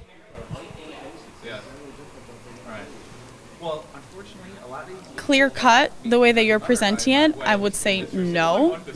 But I don't. You can see that. I don't understand enough about again, like all these other variables and how they play into the subsidies that we're giving, all the other factors that, okay, so why are we giving all these subsidies? To these farmers, like you said, millionaire farmers. They have good lobbyists and they make a good case and they persuade the congressman to vote for these subsidies at the expense of the taxpayers like you. It doesn't seem right to me. Can you live well if other people can legally gang up on you and forcefully take your money? Look, we have in this. This goes back. I'm sorry, my time. I'm really gonna have to stop here. We have had. Our founders wisely understood that there could be a tyranny of the majority, that the majority could be tyrannous and could take money from people and could just rob them of their wealth. Everybody understands that. I agree with your analysis of the Constitution, that we want to try to protect minorities and we don't want to have tyranny of the majority, but the question that I asked, that's all very interesting, but the question that I asked... Can I just say this? Let me just... No, let me finish. Okay. I'm going to stop you. You think it's wrong for me to ask you about these questions? This is no, but I think it's a fundamental political issue. I'm trying to investigate your thinking because you're a TV commentator and a professor of Harvard, and so are we trying to get the underpinnings of the distinction between why some people are in favor of redistribution of wealth, like yourself, and what are the premises that support it? And one of the questions that I ask you is, can you live well if other people can legally gang up on you and forcefully take your money? And you haven't answered that question. I am not here to have a philosophical conversation with you. I'm sorry you're disappointed with the conversation. I thought it was very interesting and try to find out, you know, your thinking, your underpinning, and I'm trying to figure out, you know, if you think that I think that frankly you are underselling this country and underselling the democratic system. We've had a democracy that has worked remarkably well. We have a politics that's not working as well as it should right now, but the basic notion that somehow people who have done well in this country are having guns put to their head to support and to paying egregious amounts of money, or somehow the government is I happen to be against excessively high taxes. I do believe that taxes ought to be held down. I don't think we should ask for taxes that are too high. I don't think the government should, in effect, seize all of our money. I think it would, we want to avoid a country that pays the kind of tax rates we see in Europe. I think spending is too high. But I also think that it's a matter of fairness and equity and justice to people who are hurting. The fundamental promise of this country is in the Declaration of Independence. We are all created, by a God, but we agreed early on about equality of opportunity, not equality of results, equality of opportunity. And I believe the tax system is a way we pay for civilization and a way we pay to try to realize your dream. Does the fact that you're allowed to vote on an action mean that you've consented to the action? You can go live somewhere else if you'd like. But it doesn't necessarily mean that you have consented, because you could be in the minority, right? You could say you would be against. You can lose. That's what elections are about. Right. So the fact that you are allowed to vote on an action doesn't mean that you've consented. Well, Barack Obama is our president. He's been elected. Now, does that mean he's been forced on us? I don't think so. I don't think anybody would use that word. So, do you think that taxes are voluntary? Tell me why I'm here. I don't understand what this is for. I'm trying to understand your thinking. Yeah. I thought we were here to talk about a campaign. Well, we're talking about the issues that differentiate the candidates. Yeah. I think that one of those issues is redistribution of wealth. It's my understanding. The question of redistribution is about whether people ought to pay more, not whether they ought to pay less. Well, the question of redistribution, I think, at root is whether it should be the government. It's a proper function of the government to redistribute its citizens' wealth. And I'm asking, and I'm getting your reasoning in support of that view. We have had, since we had the income tax, we have agreed generation after generation. Both parties have agreed we should have a progressive income tax system. By definition, that means that the people at the top pay more than the people at the bottom. They pay for more of government. We pay for more of government. The theory is that we've also gotten more out of this country. We have been the beneficiaries of the freedoms of this country.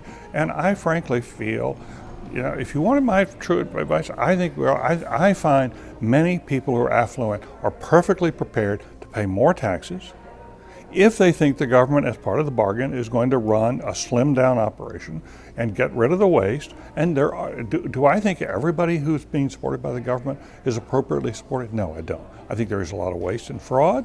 I think there's fraud in Medicare. I think there are various examples where the government has been run badly. But do I object that some black kid in a poor neighborhood get some extra help to get some lunch at school so he has a nutritious day? No, I think that's a good thing, and I'm willing to pay for it. Okay. Should the government protect all peaceful citizens against people that want to use force to take their money? Is that a proper function of the government? I don't know what you're talking about. I have no idea what you're talking about. Should the government protect all peaceful citizens against people that want to use force to take their money? I don't know. You're talking about. Can you help? Look, I'm sorry. My time is limited. I'm here to cover a campaign to protect peaceful citizens who don't pay their taxes. Should the government protect them? No. I think let me help you with the taxes. question, since you're not maybe getting it.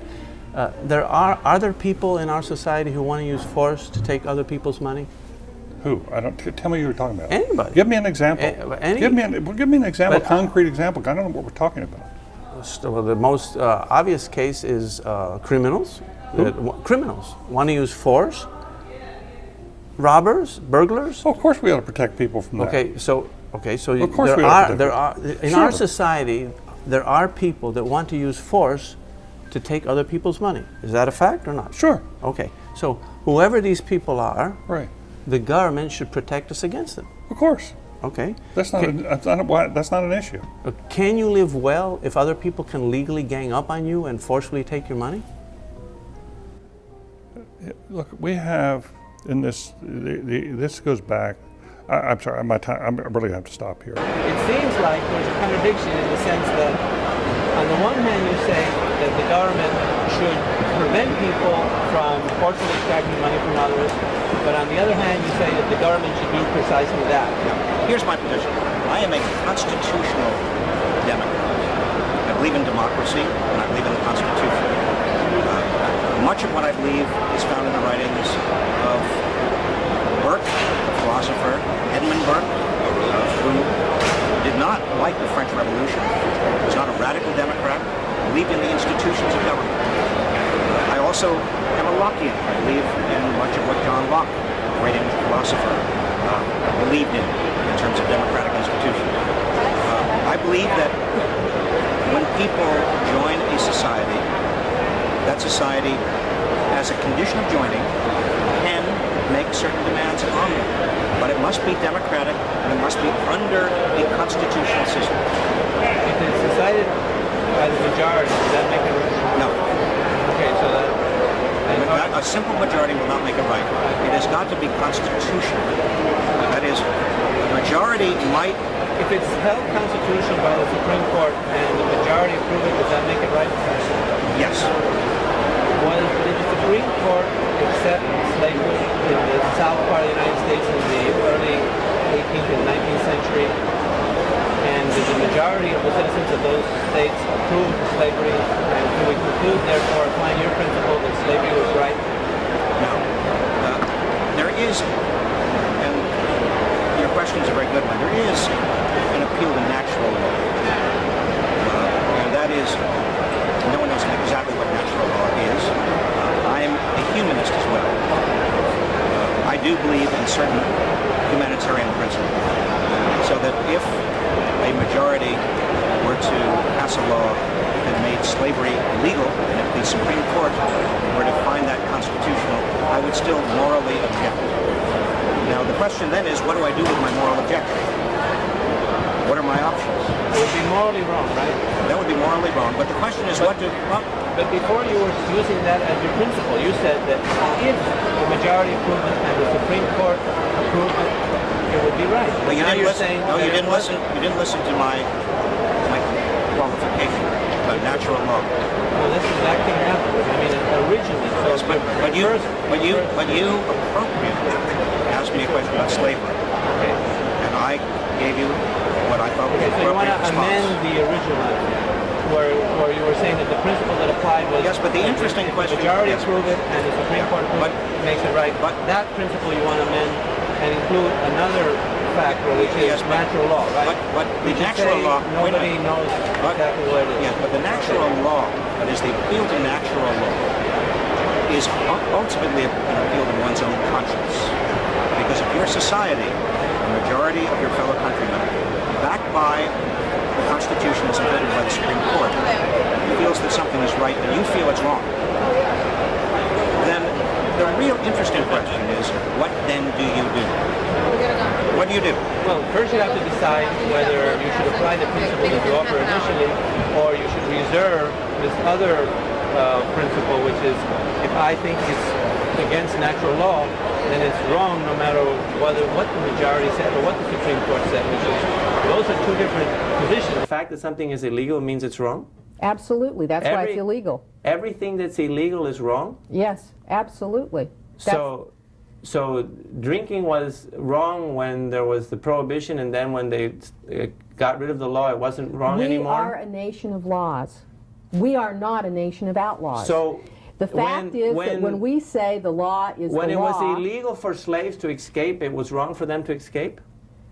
When it was illegal where? In the South? In the South, for slaves to escape. Well, was it wrong for them to escape? The South fought a war over that, and I think that the answer was that it was wrong for the South to say that. No, but your point is that anything that's illegal is wrong.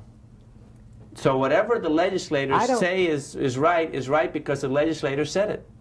We are a nation of laws, Jan. So I asked you a question. Was it illegal? Was it illegal when slaves? It was illegal for slaves to escape when they escaped? Was that something wrong? We fought a war over that. But was it wrong? I didn't ask you whether they fought a war or not. Was it wrong? It was wrong for the South to pass that law, and they paid dearly for it. That's not the question. Was it wrong for the slaves to escape? It's your thesis that anything that's illegal is wrong. And I've given you two examples which obviously show that everything that's illegal isn't necessarily wrong, because guess what? Laws can be mistaken, right? Sure, and you break them at your own peril. So then if you break a law that's mistaken, it's not necessarily wrong. So getting back to minimum wage. So we're each our own judge and jury. We're each our own Supreme Court as to what laws are good and bad. That's what your premise leads to, which is totally fallacious. My premise is that it isn't the same thing necessarily. Sure, it's what anarchy. Is illegal? Anarchy. No, not anarchy. Absolutely. Why? Because we're each deciding which laws we're going to follow and which ones we're not. No, we're not doing that. Oh, yes, we are. If you say you're the arbitrator. What we are doing is making a distinction between what is illegal and what is immoral and what is wrong. And it doesn't necessarily coincide in every instance. You're arguing that it always coincides, right? No, I'm saying that we are a nation of laws. Did you say that everything that's illegal is wrong? I'm saying that we are a nation of laws. Did you say that or did you not say that? It is wrong to break the law. But did you say that or did you not say that? I just said it is wrong to break the law. No matter what the law. So if the slave escapes from the South, he's doing something wrong, according to you. No, because I didn't agree to the laws in the South and the Civil War. That was the law. And the North enforced their laws. Only in certain circumstances. If you had a drink during Prohibition, that was wrong. That was morally wrong. When they got rid of that law, it wasn't morally wrong anymore. So the same action is wrong and not wrong, depending on the whim of the legislator. No, it's not the whim of the legislature. Where do you think the legislature gets its power? It comes from the people. Well, it doesn't come out of the blue. It doesn't come out of the heavens. People say, we want you, Mr. Congressman, we want you, Mrs. Congressman, to do something. Every law that the legislature pass is the will of the people? Or that legislator isn't there. They can try to vote him out, but it doesn't ever always represent the will of the people, number one. And number two, does the fact that a law is the will of the people mean that it's correct? It is the law.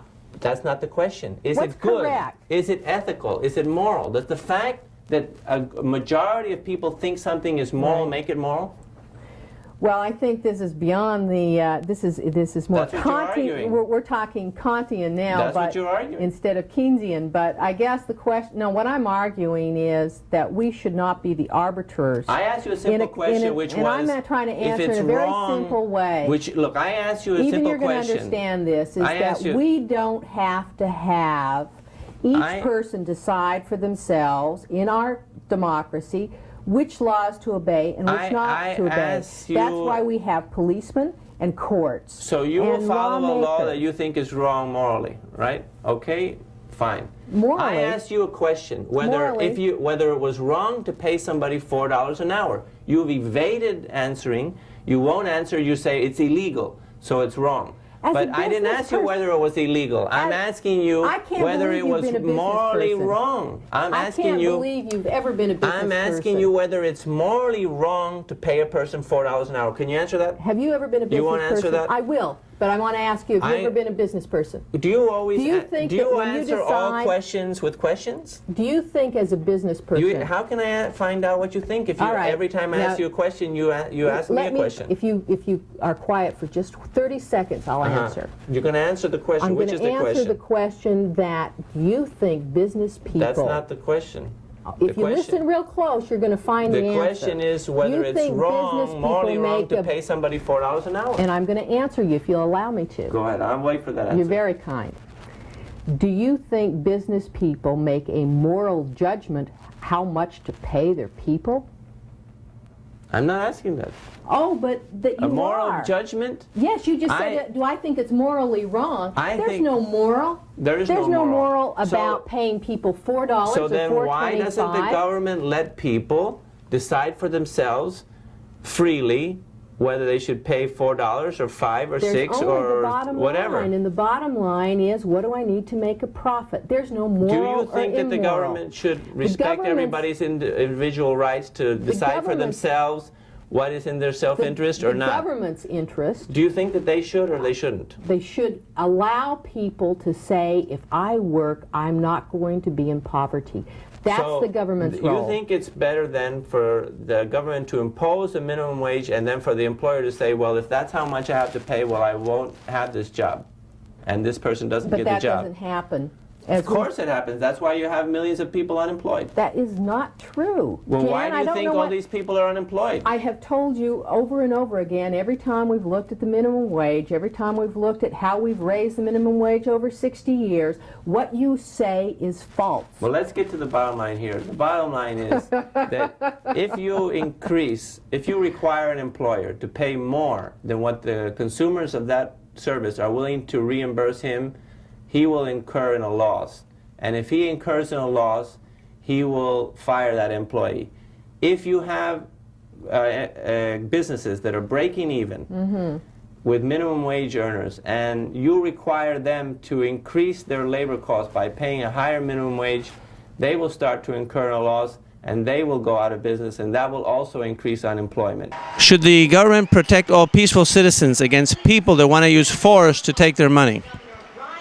Are you talking about crime prevention? Yes. Okay, so can you live well if other people can legally gang up on you and forcefully take your money? No, of course not. Should the government redistribute its citizens' wealth by forcefully taking money from some citizens through taxes in order to provide goods and services for others?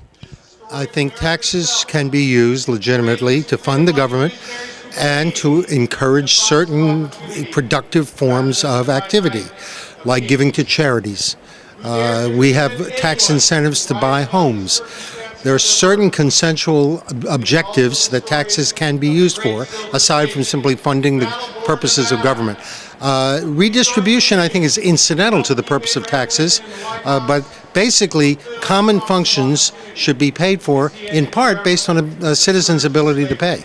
So you do think that the government should redistribute its citizens' wealth by forcefully taking money from some citizens through taxes in order to give free goods and services for others? You think that's a good thing? I did not say that. What I said was... Misunderstood. What I said was there are legitimate common purposes, like protecting the environment, like providing safety, like providing for the common defense, that have to be paid for by tax money. And taxes should be based in part on people's ability to pay. That's not redistribution. That's simply people paying for common purposes according to their ability. Did you agree that the government should protect all peaceful citizens against people that want to use force to take their money? Yes. Okay. Is the government protecting these peaceful citizens when it forcefully takes their money in order to give it to other people? Forcefully takes their money to give it to other people. Yeah, it forcefully takes their money through taxes in order to provide free goods and services for other people, like the foreigners in the foreign aid or the farmers in the farm subsidies. I really don't understand the question. The government is... Is the government protecting these peaceful citizens when it forcefully takes their money in order to provide free goods and services for other people we gave two examples. One was foreign aid, and the other one was subsidies for the farmers. In a way, it is protecting people. Foreign aid, I think, protects our interests and our moral values, and those things should be protected. And I think a lot of the programs that government sponsors, school lunch programs, aid to the poor, are helping to protect the integrity of society. Those are legitimate social purposes, and government, by charging taxes for those legitimate common purposes, I think that's justified. Okay, so you think that the government is protecting these taxpayers when it forcefully takes their money and gives it to other people. That's an interesting idea of what protection means. Usually protection is used to describe the situation where you prevent somebody from forcefully taking your money. But you think in this case the government is protecting the citizens, the taxpayers. Those are all your words. I did not use the word protecting. I said there are legitimate common interests for which government can take tax money, and tax money is subject to democratic approval. If people think the tax money is not being used for a legitimate purpose, they can vote the politicians out of office, and they do that all the time. So when I asked you if the government should protect peaceful citizens against people that want to use force to take their money, you said yes, right? I thought you were talking about crime when you said forcefully. Some people do it directly. Other people just organize politically and get the government to pass a law like the farmers have to make them pay money to the farmers for not farming. Yes, but I don't regard that as forceful. There is democratic consent in this country. If you don't like the farm program, you can vote out the politicians who support the farm program. That's what democracy means. And there are many critics of that program who resent it. That's what democracy means. If we don't like the purposes for which tax money is being used, you can try to vote out the people who support those purposes. But you agree with a system where 51% of the... Yes? Is protecting peaceful citizens against people that want to use force to take their money a proper function of the federal government? Should the government do that? Protecting peaceful citizens against people who want to take their money? Protecting peaceful citizens against people that want to use force to take their money. Either should the state governments or the federal government do that? Is that an important function? I think, the functions of government involves taking the money, and they use coercion to do that. I mean, okay, so you think the government should do that? In a socialist society, such as we have, it's necessary to run government programs and government functions. They have to use some method of coercion to try to get money from people. So the government should not protect peaceful citizens against people that want to use force to take their money? Well, you're asking a loaded question in the way you're asking. Well, it's either yes or no. No, it's not just yes or no. If you're saying should someone be able to come up to your house with a gun and try to take your money, then surely the government should protect you against that individual trying robber. To take your money, a robber, sure. Right. Okay. Yeah, but if a group of people organize politically, and they are able to get 51% of the votes to pass a law to take your money, then it's okay. Well, there's civil disobedience, of course, but I think that if they have the force of law behind them, then they're going to be successful in trying to get your money, and that's just the nature of government. So why are you not against Medicaid if you agree it's redistribution of wealth? Because I don't take maximalist positions on things. I think you can be against something in general, but say that there are times that it's appropriate. So you're not against redistribution of wealth in principle. So sometimes you're in favor of it, sometimes you're against it. Mostly I'm against it. On rare occasions I'm for it. Okay. Do you have a principle that permits you to determine when you're in favor of it and when you're against it? Yes. If people are in trouble and they would be unable to function in a society, be unhealthy, or that children would be in trouble, I think it's okay to redistribute wealth or have a welfare program. So are you against foreign aid? That's redistribution of wealth too, right? I definitely would cut back on foreign aid. I think if it helps American principles, or helps keep America safer, then it's not redistribution of wealth. Right, but just pure redistribution of wealth, taxing American citizens in order to help out citizens in the rest of the world. I'm not sure that you mean just foreign aid, like for the poor in another country, in Africa or something like that? Well, it depends. The money is given to the government as foreign aid. They have programs that they want to use the money for. It would depend on what you're talking about, but generally I'm against that sort of thing. But if it's for poor people, it's okay? It depends, yeah, if they're in trouble. I think it depends what you're talking about. I don't take a maximalist position on it. I think that... when you say maximalist position... I mean, or if I am completely against or for something. Okay, but do you believe in making government decisions and public policy decisions based on principle, or you just there's no principle really? There's principles and ideals, but I think that you also have to look at the situation and tell yourself what's best for the nation, and then you have an electorate that votes on these things, and you have courts that decide the constitutionality of these things, and then you move forward on policy. I don't think it's black and white every single time. So do you think it's morally wrong to initiate physical force against someone who hasn't violated anybody's rights? Of course. So are all governmental laws and orders backed up by physical force and therefore essentially forceful? If people break laws, yes. I mean, I don't know what the initial question doesn't make sense. Well, so should the government take action against citizens who haven't violated anybody's rights? No. So are they taking an action against the taxpayers when they're forcing them to do the charity that you want them to do? I don't understand. You mean if they don't pay their taxes, should they be in trouble? Well, they pass a law requiring them to pay an amount of taxes so that they can pay Medicaid or to give this foreign aid that you are in favor of. I think we should follow the laws of the country even if we don't like them. Right, but you said you were against initiating physical force against people that haven't violated anybody's rights, and this is an example. I'm against abortion as well. Doesn't mean I think we should firebomb abortion clinics. I mean, we follow the rules of the laws of a nation. We work through the courts and we work through the system to change it. But isn't the government there last question, but go on. Well, it seems to me that you have a contradiction there. You said that you're against. I understand what you're doing, but I told you. I mean, first of all, I don't always get my way. There are rules and laws in the country, and people follow them. I understand that, but I'm just asking you what you think. I told you. Yeah. In other words, I understand that you don't always get what you want, but okay.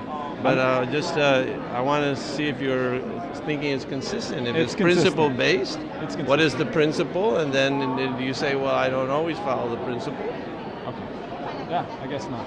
Is the taxpayer who is taxed to give the money to somebody else, like for foreign aid or to this farmer, is he being protected by the government when the government does that?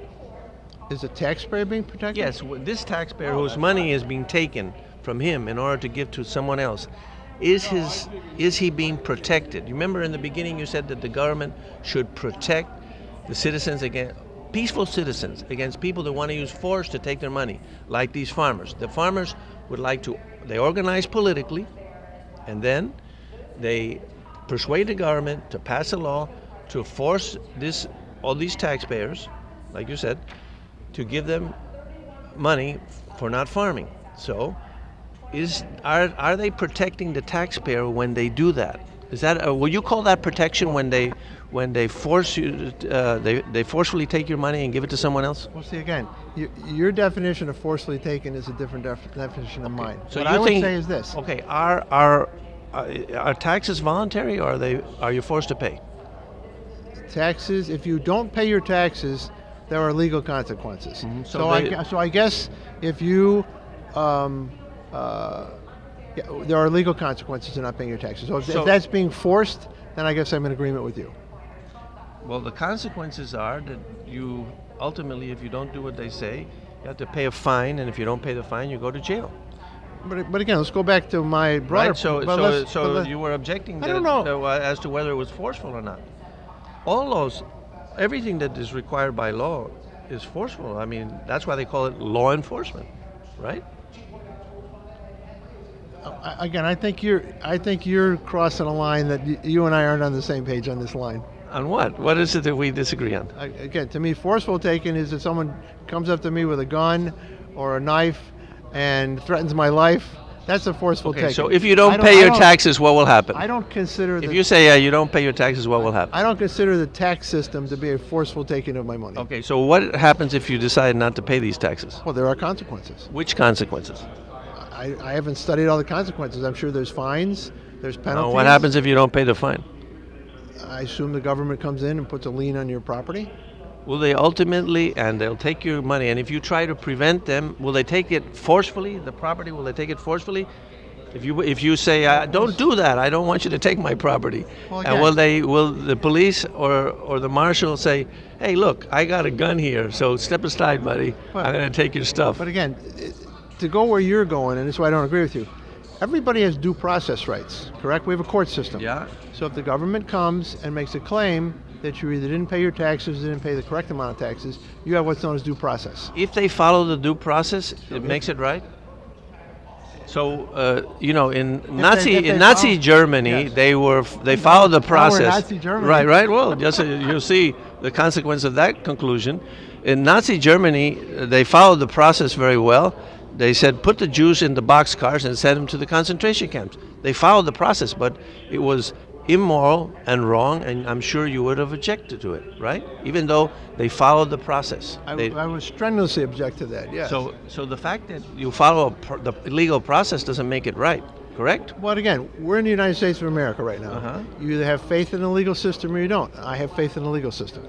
Oh, I thought you didn't. I thought that was the whole thing. You were talking about corruption. Anyway, so my question is, can you call that protecting a taxpayer when they take his money and give it to someone else against his will, because he doesn't want to give his money for farm subsidies, when they take it from him and give it to someone else, they're protecting him? Is that protection? So isn't he better off if they don't protect him? Well, because if forcefully taking your money to give it to someone else for this purpose or the other thing that has nothing to do with rendering a service to you, if that is protection, you're better off not being protected. Well, again, you're asking some very broad-based questions here, but let's go to your farm subsidies. Somehow farm subsidies is troubling you today. In order to get the farm subsidies, we can do foreign aid if you want. Okay, well, we can go to foreign, but in order to get the farm subsidies, there has to be a debate in Congress. Absolutely. So it has to go through the committee process in the House, and then it has to be voted on by the full House. Right. Then it has to go to the Senate, be voted on by the full Senate. Right. Now, somewhere in that process, whether I agree with it or not, and maybe that's where you're going to, whether I agree with it or not, someone has made a case as to why having farm subsidies is a good thing. I don't know what their standard is. Just like Hitler, he made a case that killing all the Jews was a good thing. And he persuaded the Germans that was a good thing, and they sent him in the boxcars. We can't go back to Nazi Germany here, but every time you do, that's when I will clearly agree with you that was the most heinous thing ever and horrible. I agree with that. Right, but let's just talk farm subsidies, because it's not quite the same place. It's on farm subsidies. I agree. Farm subsidies. It's much less just we taking some money. People have been elected to Congress, and I assume they've been legally elected. They represent their citizens, and they have debated this issue, and they have made a determination that we should have these farm subsidies. Now, as I told you before, I don't have a position on farm subsidies, but as long as they've worked their way through the system in the legitimate way. Do you think that the government should protect peaceful citizens against people that want to use force to take their money? Well, sure. The government's there to provide a network of law within which citizens can operate. It needs to enforce contracts, have methods to redress torts, and to, it has to do something about currency. We hear some arguments at the Republican convention about just what that should be. Government has many legitimate functions. I think government can be... George Will wrote a book 30 years ago called Soulcraft. It could be soulcraft as well as statecraft. You can have government policies that encourage upwardly mobile behavior, government policies that encourage behaviors in which people can earn success. It's too complicated. Let me ask you a question. Just one quick question here. So when the government forcefully takes money from some citizens through taxes in order to provide goods and services for others in what they do in redistribution of wealth, are they protecting the taxpayers when they do that? Well, you have to ask the voters. The government inherently involves a monopoly of force. We don't want individuals going around killing murderers. Right, but are they, when they do that, is that a protection of these taxpayers, or are they actually victimizing the taxpayers when they forcefully take their money and give it to other people for free goods and services? That's what we're arguing about in this election. Okay, well, what's your view? My view is closer to the Republicans than the Democrats. Well, so you think that they aren't protecting them, so really there's a contradiction there, really, right? It's a matter of degree and a subject for argument and litigation, and this is not the last time we're going to litigate those questions in the political marketplace. The government is not protecting the American citizens, right, when it forcefully takes their money and gives it to other people in other countries, right? That's not protecting them. You said that the government should protect all peaceful citizens against people that want to use force to take their money. Why are you in favor of that? I think an argument could be made that foreign aid is doing something of that character. An argument could be made that it's not. Anyway, gotta go. Thanks. Should the government protect peaceful citizens against people that want to use force to take their money? It all, sure. I mean, there are, and I see where this train of questioning is going. So yes. Okay. Can you live well if other people can legally gang up on you and forcefully take your money? The world is more complex. I mean, there are. I'm guided often by Reinhold Niebuhr, who is saying that you recognize there is a world of tragedy and error, and you try to find the things you can do something about. Should the government redistribute its citizens' wealth by forcefully taking money from some citizens through taxes in order to provide free goods and services for others? I'm in favor of progressive taxation, as has been part of the U.S. Since which was one of the amendments in the early 1900s. Is the government protecting the taxpayers when it forcefully takes their money in order to give free goods and services to other people? Government exists for many reasons. I view taxes as a legitimate part of government. So you would call that forceful extraction by the government protecting them? No, you would call it that. I wouldn't. Do you think people are forced to pay taxes? Every civilized country has a way of raising money for collective goods. So people are forced to pay taxes, right? It's part of the trade-off that goes into modern life. So I think that probably is enough. So forceful extraction you would call protection? So if the government didn't protect them, then they could do what they wanted with the money? I believe I believe that the U.S. Constitution was enacted in the late 1700s as a way of balancing the liberties and the obligations of people so they could live harmoniously. So I believe in the balance imposed by the U.S. Constitution. So sometimes you think the government should not protect peaceful citizens against people that want to use force to take their money?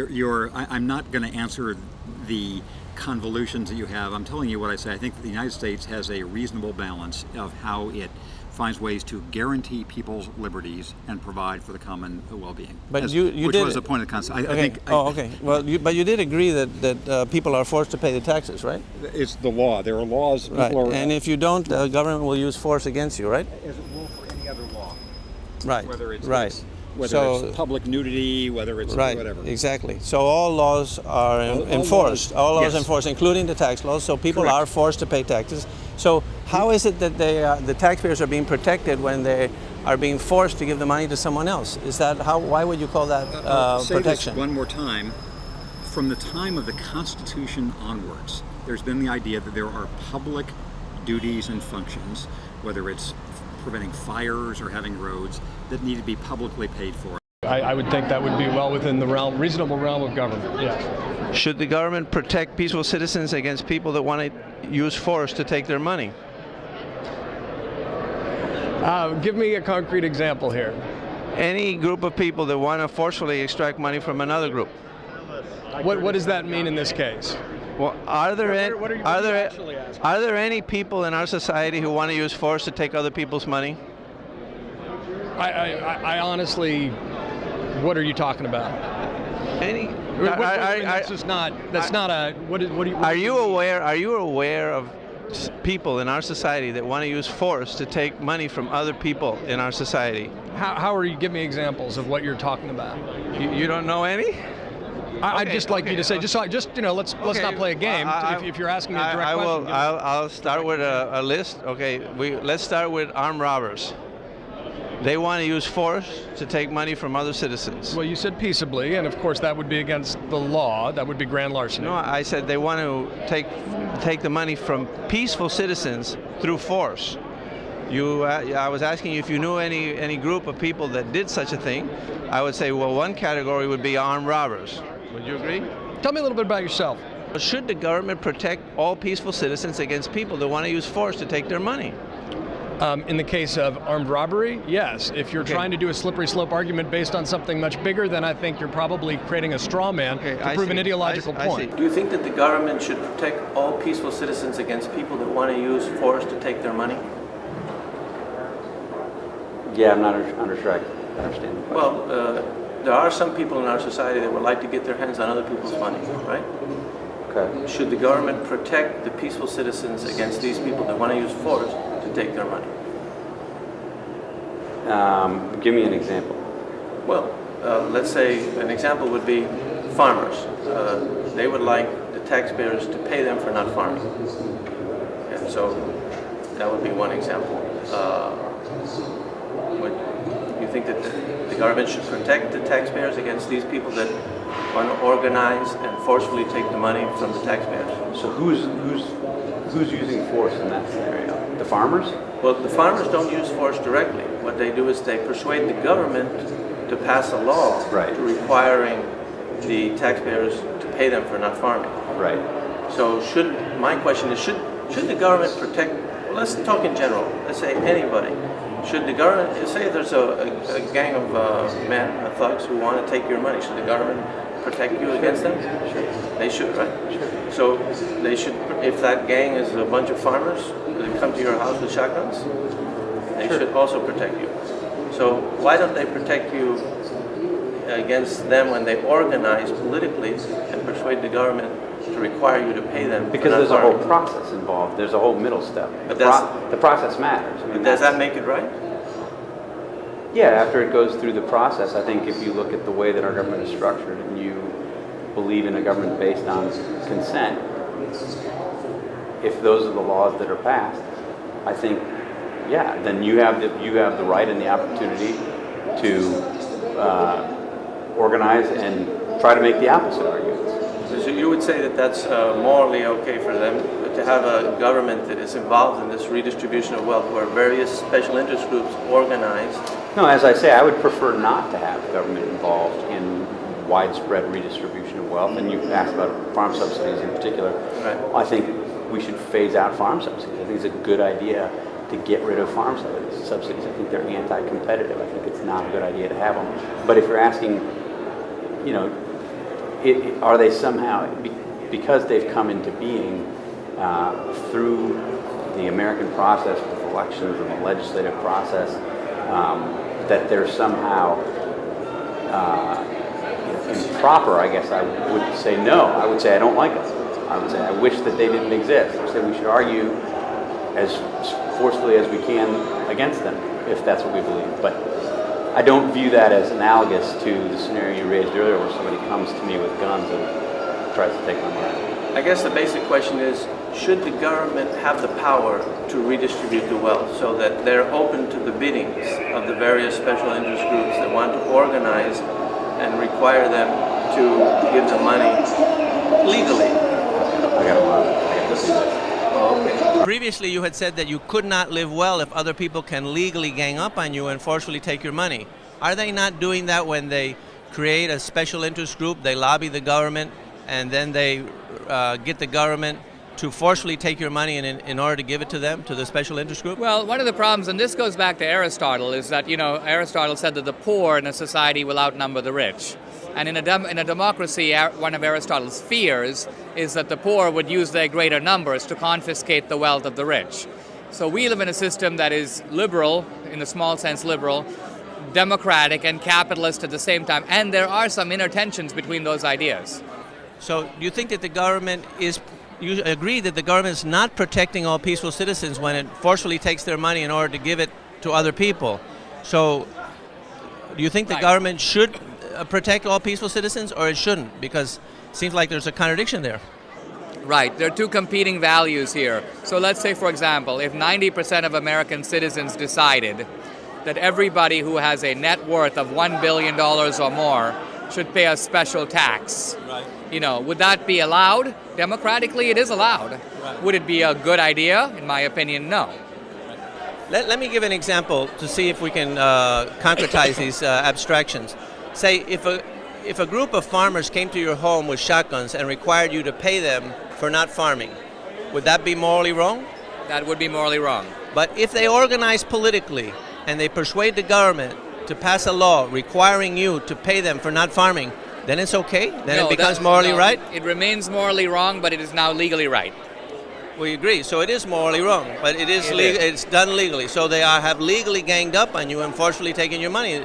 In a system of society where people can legally gang up on you and get the government to forcefully extract money from you and give it to them, isn't that a perverse incentive?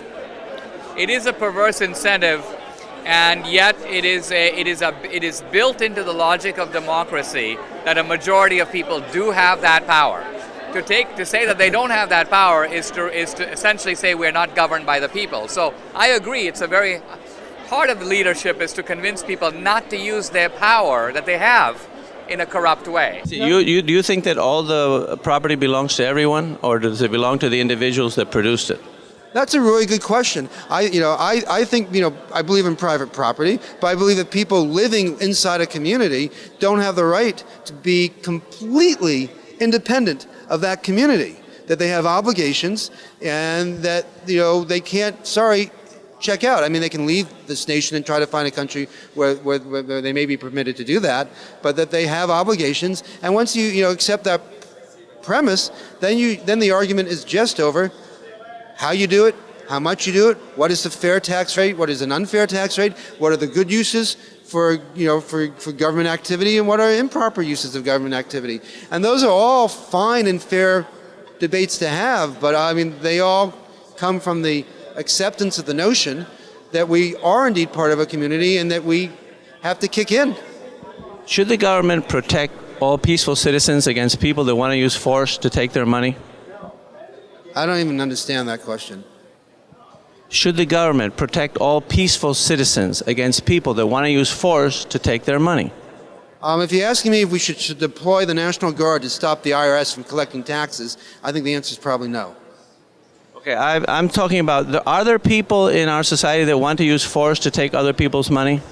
Well, it depends what you mean by force. If you don't pay force or threat of force? Well, if you don't pay your taxes, you go to jail. Do you disagree with that? I agree with that. Okay, so I agree with that too. Okay, so you think that the government, I'm not saying anything, I'm asking you if you think that's an important function of the government, to protect peaceful citizens against people that want to use force to take their money. Well, if you're talking about protecting them from robbers? That's one group. Well, yeah, but give me your specific. What do you mean? You mentioned one group, robbers would be, they believe in using force to take money from other people. Right. Should the government protect us against them? I believe in a police force.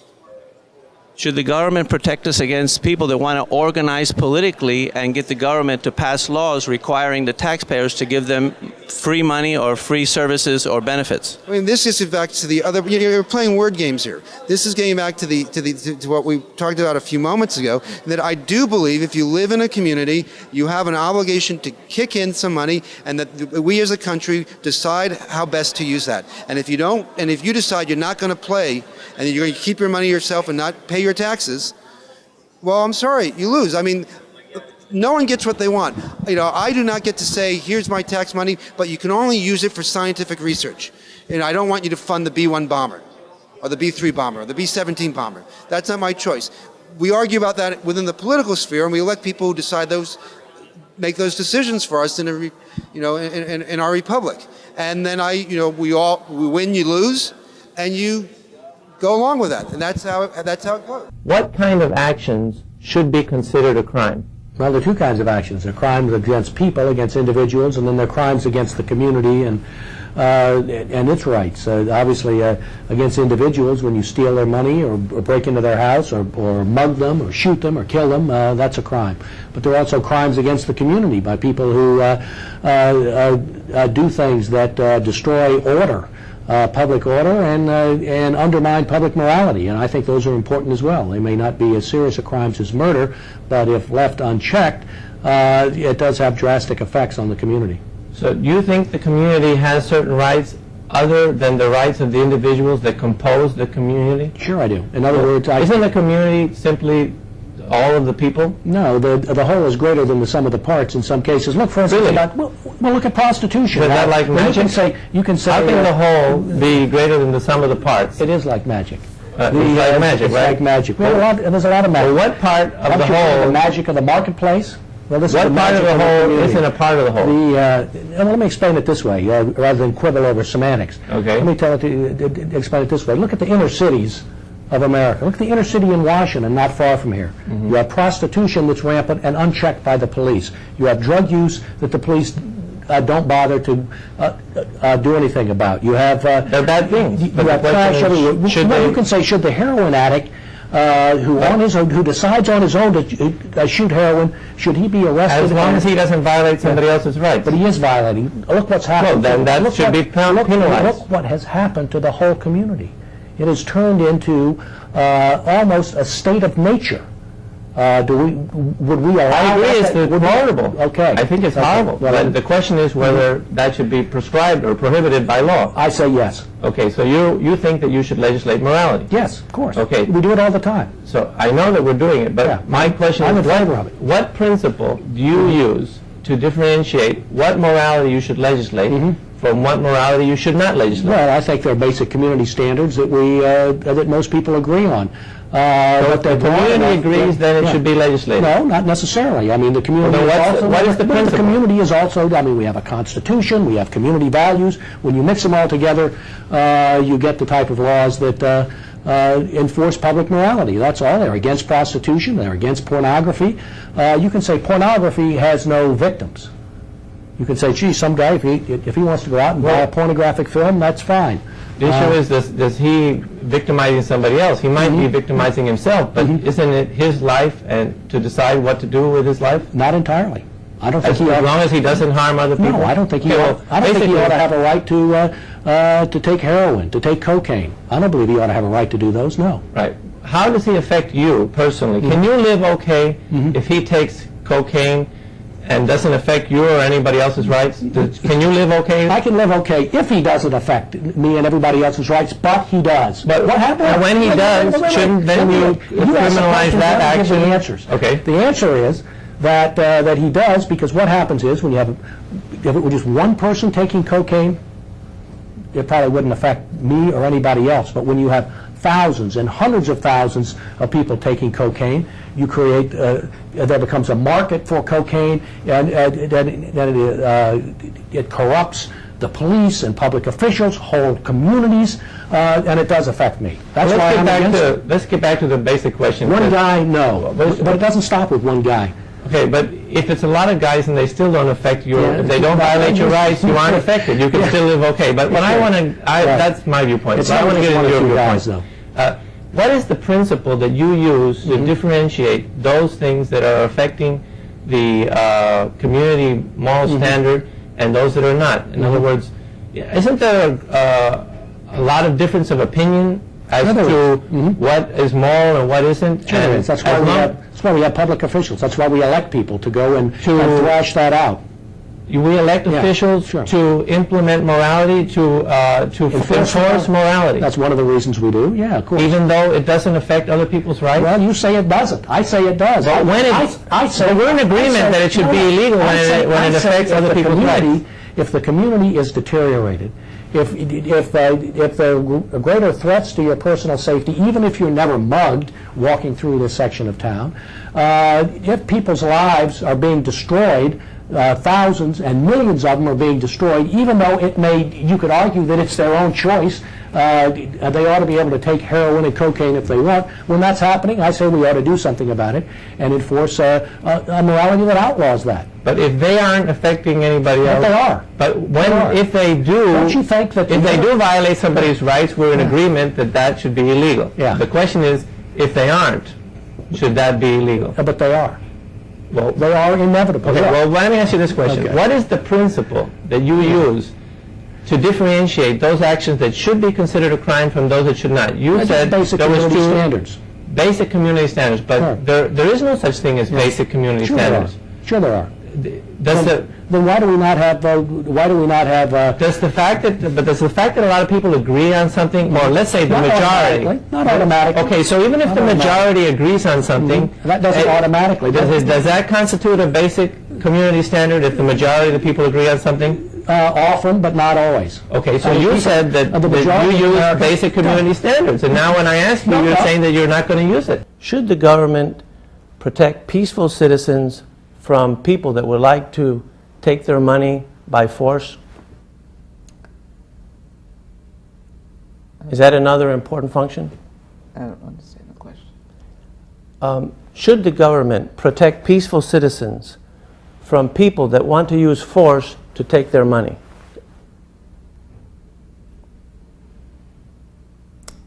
You need to cut the cameras. I'm not understanding the question. What's the underlying premise? Can you live optimally if other people can legally gang up on you and forcefully take your money? Absolutely not. Should the government protect all peaceful citizens against people that want to use force to take their money? Paul Ryan said last night that the government should take care of the oppressed, people who are weak and need help, meaning all citizens, I take it. But should it protect all peaceful citizens against people that want to use force to take their money? Now, take their money. If Congress declares a tax, then Congress is the people. To say that the government is forcing people to do what the will of the Congress, which is established by the people, has decreed, is ridiculous. Do you think the taxes are forceful? No, I love this. This gentleman is asking very important questions. Thank you. No, we really are. I agree. We're talking about the fundamentals of we are talking about fundamentals theory. of democracy. Exactly. And in democracy, a majority usually rules. I understand. The tyranny of the majority must be protected against, I understand. Right. But the majority gets its way. If you win an election... Right, I understand that. I think until I can get enough votes to get you out of there, I have to cooperate with you to put your program into effect. Not to say, no, you won, but I'm not going to let you rule. Because I know better, and I will be the boss of this country, not the people who elected you.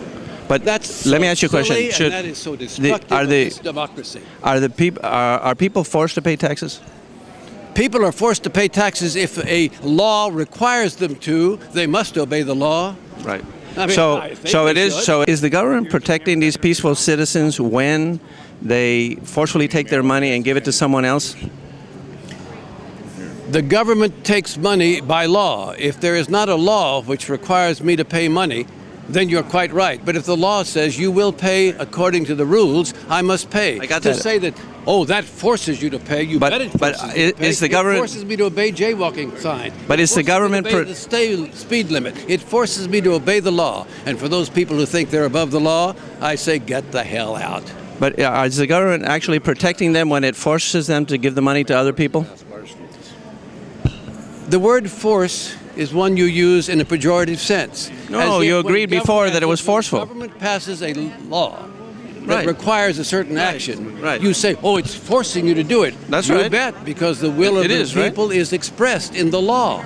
If you want to change the law, change the election, get a new set in, repeal the law, I think that's the process. Or if the Supreme Court finds it unconstitutional, I think that's correct.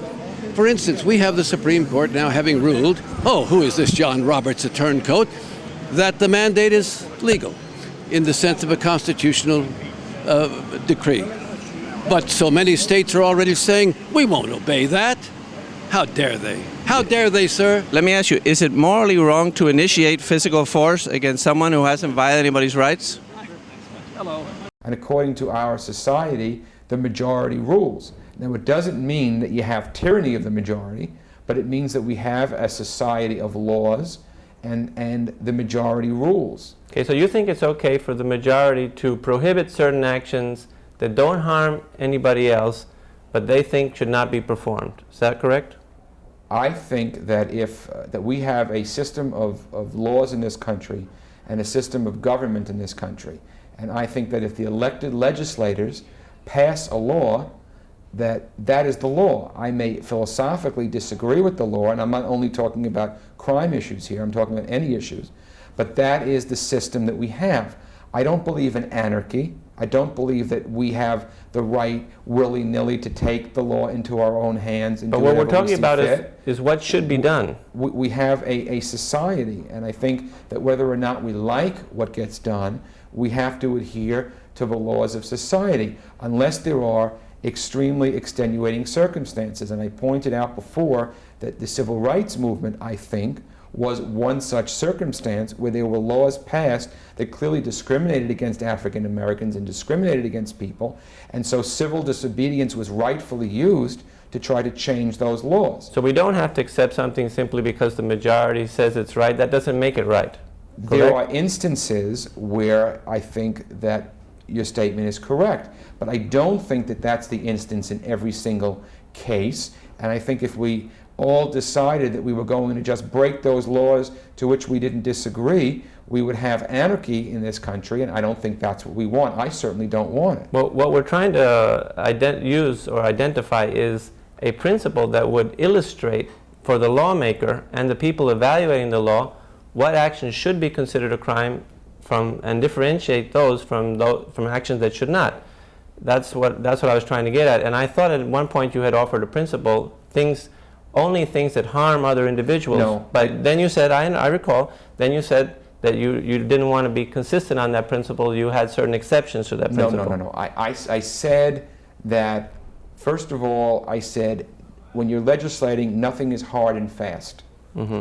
And I said certainly we know that when somebody commits a violent crime or violence on another person, no one will disagree that that's a crime, okay? When we're not talking about violence on another person, then different people will have different attitudes or opinions on what should be a crime. I take the position that if there are laws on the books, and you violate those laws, and it can be proven in a court of law legally and correctly that you have violated those laws, then you have legally committed a crime. Yeah, but that's not the question. The question is, should that be a crime simply because it's on the books? That's the question. Well, if you're asking me if somebody ought to be allowed to shoot themselves up with heroin because the only person they're hurting is themselves, right. I would say no. I don't think that in our society we ought to say that's okay and encourage the use of drugs. And I was trying to differentiate from what I thought was one drug like marijuana, because frankly I see no point in ruining people's lives because they're smoking marijuana and you're going to indict them and send them to prison and whatever. I don't see any purpose to that. Well, but I do think when we're talking about heroin and some other drugs where we know that when someone is hooked on them and they're going to need more and more, and chances are that they're going to need to find a lot of money to get their drugs, and the only way they can do that is by hitting someone over the head, then I think that we balance that and we say that chances are if someone is a drug addict of that magnitude, then they are going to cause violence to somebody else. And I think that we can see the cause and effect, and therefore it causes me to say that no, heroin should not be legalized. Even those heroin addicts that don't mug other people should be prohibited from using the heroin. Well, I don't know who's going to mug other people and who doesn't. I think that we know that 80% of the people committing violent crimes in New York State are drug addicts, and most of them will admit that they committed the crimes to feed their habits. So that's a pretty good percentage for me. I don't want to encourage it, and I don't think we should encourage it. Let me ask you this. Should the government force citizens that have not violated anybody's rights to act against their judgment? So if they think that a certain lifestyle is good for them, be they right or wrong, should the government force them not to do that and make it illegal if they so choose to act in a way that the government prohibits? You're asking a very vague question, and there could be 1,000 different cases. I would say it depends on what you're specifically talking about. In some cases, I think no, and in some cases, I think yes. This is why I'm saying to you, when you say, there are a broad set of principles, you need to take these things on a case-by-case basis. For instance, if somebody wants to live a certain way, and they are I don't know, want to live in an unconventional lifestyle, and they're harming nobody but themselves. Again, we're not talking about drugs here. I think they ought to be allowed to live as they see fit. I don't want to tell anybody how to live. But there's a lot of people that will be saying that they're harming themselves, just as you were arguing before, that if the person taking drugs is harming himself, then it should be also illegal. No. Or you also argued that he's going to harm other people, but he may not. But shouldn't you prohibit the action that actually harms the other people? And not interfere with his judgment on to how to live his life? I think drugs is a whole separate issue, because frankly I think that drugs is something that this society is going to have to come to grips with, and very, very soon. I think it is rapidly becoming internally, along with crime, because I think they go hand in hand, the number one concern of our society. And I think if we don't get a grip and a handle on the drug problem, we're going to rot from within. I think that is clearly the problem in terms of violent crime in our society. So I think drugs is a whole separate issue. If you want to give me specifics, I'd be happy to tell you my opinion. Well, let's see if we can reach some agreement here. You would agree that intentional violations of other people's rights should be considered a crime? Yes, of course. Okay, but you think that other things that are not intentional violations of other people's life, liberty, or property should also be considered a crime? No, sometimes. You have to give me specifics. I can't give you a blanket yes on the case no of the that. drugs, you think that even though it's not a violation of somebody else's rights, it should be considered a crime? I'm not for legalization of drugs. Okay. No. Suppose it were sodomy between consenting adults. Say the majority thinks that that's not a good lifestyle, they shouldn't do that. Would you say that they have a right to live that kind of life if they so choose? I think that what people do in the privacy of their own bedroom is their business and nobody else's. Okay, so in that case you're willing to respect their judgment as to what's in their own self-interest, right? As long as it doesn't harm anybody, as long as nobody is being forced against their will to do anything, I think consenting adults right. should have the right in terms of their sexual preferences to do what they want. But why don't you use that rationale when it comes to the drugs? Same rationale. No, because I've already explained. I think that drugs clearly leads to an increase in violent crime. Sometimes, not always, right? I think enough times to make it a threat to society. Is all legitimate governmental power derived from the people? Yep.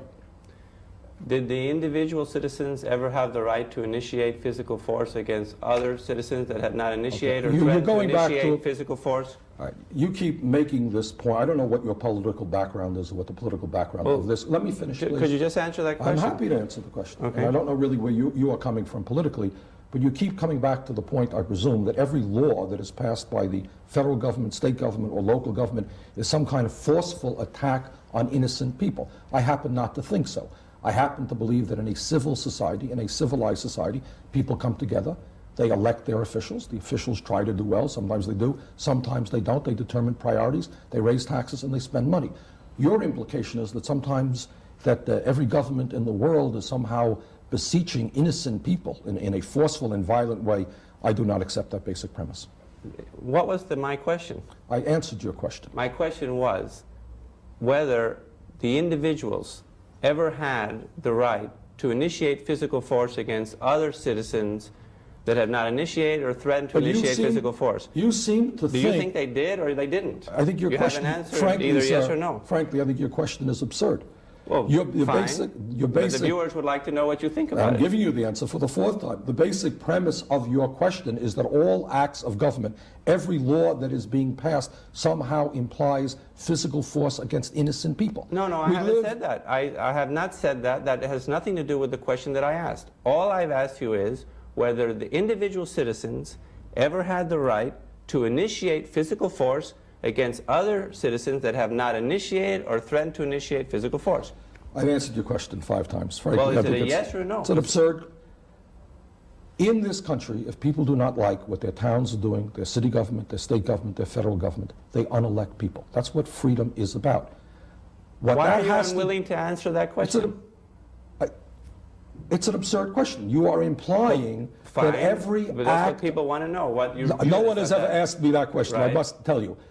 If your implication is that every piece of, right now, as we speak, on the floor of the Congress, there is a discussion about a law. You can interpret that after that law is passed, if people choose not to obey it, they will be punished. Is it not possible for you simply to answer the question? I've asked you answer that question as best I can. Well, I have no idea whether it's a yes or a no. What is it? I've answered that question as best that I can. I think it's an absurd question, and you mischaracterize the function of government. You just refuse to answer that question. No, I've answered it in 5 different ways. Let me ask you the question. Maybe help me clarify. Okay. Help me clarify the question. Sure. Because I'm not quite sure where you're coming from. Is it your suggestion that every law that is passed by a city, state, or federal government implies an act of force against innocent people? No. That's not my suggestion. That's now not your can suggestion. You answer the question Well, of then whether... you rephrase it, yes. The question is, did the individual citizens ever have the right to initiate physical force against other individual citizens? I would expect that would be against the law. People do not have the right to go around beating up That would be people. wrong, right? That would be wrong. So if they never had that right, could they have delegated it to the government? I guess they have. They have delegated the right of governments to make war. They have delegated the right of governments to build roads. They have delegated all types of rights to people. And in a civilized society, as you know, we have laws, we have judges, we have courts, we have appeal processes, and when people break the law, they are punished. Can you delegate a right that you don't have? I believe the American people have the right, in a representative democracy, to delegate power to their elected officials to do best for cities, states, and the federal government. So I guess the answer is yes. But didn't you say before that they didn't have the right to do that? Excuse me. Okay. I've got to get going. Thank you very much. If the government is in the business of forcefully taking money from some people in order to provide welfare benefits to others, how will the people whose money is being taken feel about the government? Well, I don't accept your phraseology. I don't think we force people. Taxation is not forceful? Well, no. It's voluntary? In fact, quite to the contrary. Our system of government is a voluntary tax system. Oh, if you don't want to pay your taxes, you don't have to? Oh, of course you have to pay your taxes. But well, the government will force you to pay, or they'll fine you or imprison you. We have a voluntary system. The fact of the matter is that if when you pay your taxes, see, in many other countries it's not voluntary. For example, in many countries, the government makes sure that your employer takes out every penny. Many countries don't file income tax returns. We have withholding here too, don't we? Pardon me? Withholding? With some programs, yes. But I'm talking about in some countries, European countries as an example, you don't file an income tax return. There is no need to, because your employer takes all the money out. That's the difference between a voluntary and an involuntary system. You can't cheat and not pay your taxes. Right. But I don't accept your phraseology that you forcibly take money from somebody else and give it to that's the way it is on any program. Can the taxpayer... highway program is the same. We take money, we forcibly take money in your phraseology from people and build highways with it. Put people in the army. Can the taxpayer decide not to pay his taxes if he wants? He can not pay his taxes if he wants. What will happen? He's subject to civil and criminal penalties. They'll put him in jail. They use force against him. He pays. Everybody pays taxes under threat of jail or fine, under threat of force. In other words, you are forced to pay your taxes, whether you fill out your form voluntarily or whether it's withheld by your employer. You don't have a choice on whether you can pay taxes that are going to be used for welfare programs. You can't make that choice. Well, but the reason our system is called a voluntary tax system, and I recognize, that ultimately you can't cheat in your taxes, but we have many provisions in the law they don't have in most countries. We have deductibility for home, interest on mortgage payment. They don't have that in most countries. We have deductibility for certain excessive expenses as it relates to health, doctors, hospitals. We have all kinds of tax, some people call them loopholes, but others would call them incentives for people to do business. And that's why you're not forced to pay certain tax. There are ways, if you decide to buy a home. You can decide not to pay taxes in the United States? I mean, I really don't understand what you're trying to get at. What the point of the matter is... Because you objected to my phraseology. You said that you say that the government isn't forcefully taking money from some people to provide welfare benefits to others. And in fact, that's what it's doing, because all taxation is forceful. It's backed up by physical force. If you don't pay your taxes, the government will intervene with you forcefully. So you don't have a choice. It's not voluntary. You can't decide not to pay and not suffer a consequence. If you don't pay, you'll go to jail. Well, so you're forced to pay. You don't go to jail. Some people go to jail. There are all kinds of civil penalties. If you don't pay your taxes, you pay interest and you pay penalties. The fact of the matter is, our system is a voluntary system. Should the government protect peaceful citizens against people that want to use force to take their money? Yes. Can you live well if other people can legally gang up on you and forcefully take your money? No. Should the government redistribute its citizens' wealth by forcefully taking money from some citizens through taxes in order to provide goods and services for others? If that's the question you're asking, the answer is yes, because the people who are making the wealth in this country are making it as a result of the investment that has been put into the education of the workforce that produces their goods, the money that has been put into the roads and transit systems and rails that carry the commerce that produces much of their profit, and the money from their taxes that has gone into the military that protects their wealth. Did you agree that the government should protect peaceful citizens against people that want to use force to take their money? You've asked me that question. Yeah, did you agree that the government should protect them? Yes. So when the government is forcefully taking money from some citizens in order to give them to others, are they protecting, I think this, I don't know what... So whose rights are being violated? Which individual his rights are being violated when somebody smokes marijuana in their home? Let me ask you a question. When drunk driving laws, if someone is driving under the influence, gets in a car wreck, the other person is killed, that person then goes to jail. Is it to protect that individual that's already dead, or is it to protect society from their actions? It's to protect society, because society is made up of individuals.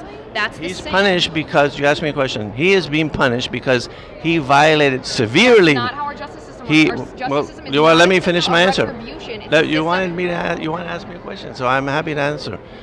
He's being punished because he severely violated another individual person's rights, and rightfully so. He killed him or maimed him, and so for that he deserves a punishment. You agree? That's a misunderstanding of the justice system. Our justice system is not about retribution or vengeance or giving someone what they deserve. It's about protecting the rest of society, which is made up of individuals, from the actions that individual is committing. Because that individual's action violated people's rights. That's true. You want to protect a murderer, you want to put him in jail. He violated somebody's rights, and we don't want him out there in the street because he might violate somebody else's rights, another individual's rights, but not society. Society's made up of individuals. Well, that's right, but if you haven't violated anybody's rights when you smoke marijuana, why should you be going to jail? I think we're going to have to agree to disagree on this. I am not in favor of legalizing marijuana at the state level. I don't think it's the right of the federal government to be involved. Right, but you admit that it's not violating any individual's rights, right? When you smoke. It's up to the states to decide. I can repeat it as many times as you would like. Thank you. We gotta go. Do you think that all legitimate governmental power is derived from the people? I believe that, yes. Okay. Do individual citizens have the right to initiate physical force against other individual citizens that haven't initiated force or violated anybody's rights? Other citizens, other individuals have to act according to their moralistic, their religious, and their other positions. I don't know why you asked me the question. Individual citizens have the right to initiate physical force against other citizens that have not initiated or threatened to initiate force against anybody, haven't violated anybody's rights, and are in their sound mind. Is that what you think? I don't understand your question. You're not making any sense. Excuse me. It's a waste of time. Excuse me. Apparently, the press secretary, Roddy Young, wants to participate in this interview. This is a really. And we would gladly interview him if he liked. No, your questions are inane. Well, that's another insult. But What we're trying to do is investigate the political theory. Okay, why don't we do this? If you would like to be interviewed, I would gladly interview you on your viewpoint. But at the moment, I'm interviewing the congressman. His time on about physical force. You think it's a waste of time to know what he thinks the relationship is I between think the I gave you people an and answer. the government? Whether all legitimate governmental powers derive from the people? You're not saying anything about anything that Whether actually it's, happened. What are you do you talking think that that's wrong? Okay, well, maybe let's discuss that if you like, but let me finish the interview with the congressman. No, I think we pretty well concluded it because this is a Well, didn't you say it was circular good? argument. Well, didn't you say it was good to have rational discussions on federal budgetary policy? I can't have a rational discussion Well, with you. in what sense have I been irrational? Because you've been, as my colleague up here said, inane. You keep repeating the same question. I've answered it to you. This is not the same question. I'm asking you your viewpoint about what you think and I gave you an relationships between individuals in this society should be, whether they have a right to initiate force against other individuals. I gave you an answer. You think that they do? I gave you an answer. You said that if they thought that they did, if their religious beliefs permitted it, then it was okay. I'm just trying to confirm that you actually believe that. You asked me, do I have a right to I answered your question. I don't know why you keep going back at it. Okay, so it's your viewpoint. What is the difference between a criminal and a decent, responsible citizen? You don't know? Well, isn't it that a criminal is willing to initiate physical force against somebody who has not initiated or threatened to initiate force against anybody, and a decent, responsible criminal, a decent, responsible citizen would not do that? If you had someone breaking into your house... Are you going to terminate this interview? I'm taking the microphone off, and am I terminating the interview? Yes. Excuse me. You're ridiculous. That's the worst interview I've ever seen. You have no substance whatsoever. I am appalled by your questions. You're wasting my time. You're wasting his time. You're going round in circles. You have taken our property. I have not taken anybody's property. You took the tape. I don't think so. Yes, you did. Did he take the tape? He took it. Why did you take the tape? That is no, it isn't. That's my property. That's a violation. That's a criminal action. Do you think it's morally wrong to initiate physical force against people that haven't violated anybody's rights? Yes. Okay. Should the government take action against people that haven't violated anybody's rights? Can you give an example? Okay, so right, well, an example, any person who is peaceful, like a baker, goes to work every morning very early, makes his bread and his donuts and everything, and should the government take action against him if he hasn't violated anybody's rights? No. Okay. So, is taxing this baker in order to give the money to the farmer, is that taking an action against that baker? You just hate taxes. Is all legitimate governmental power derived from the people? Is all legitimate? Governmental power derived from the people.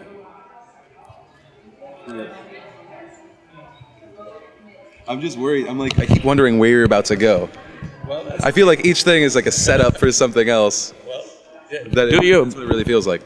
However, let me ask you this. Do your answers to my question depend on where I might go with them? What I really would like is if it's a specific question. I'm asking a specific question. This is...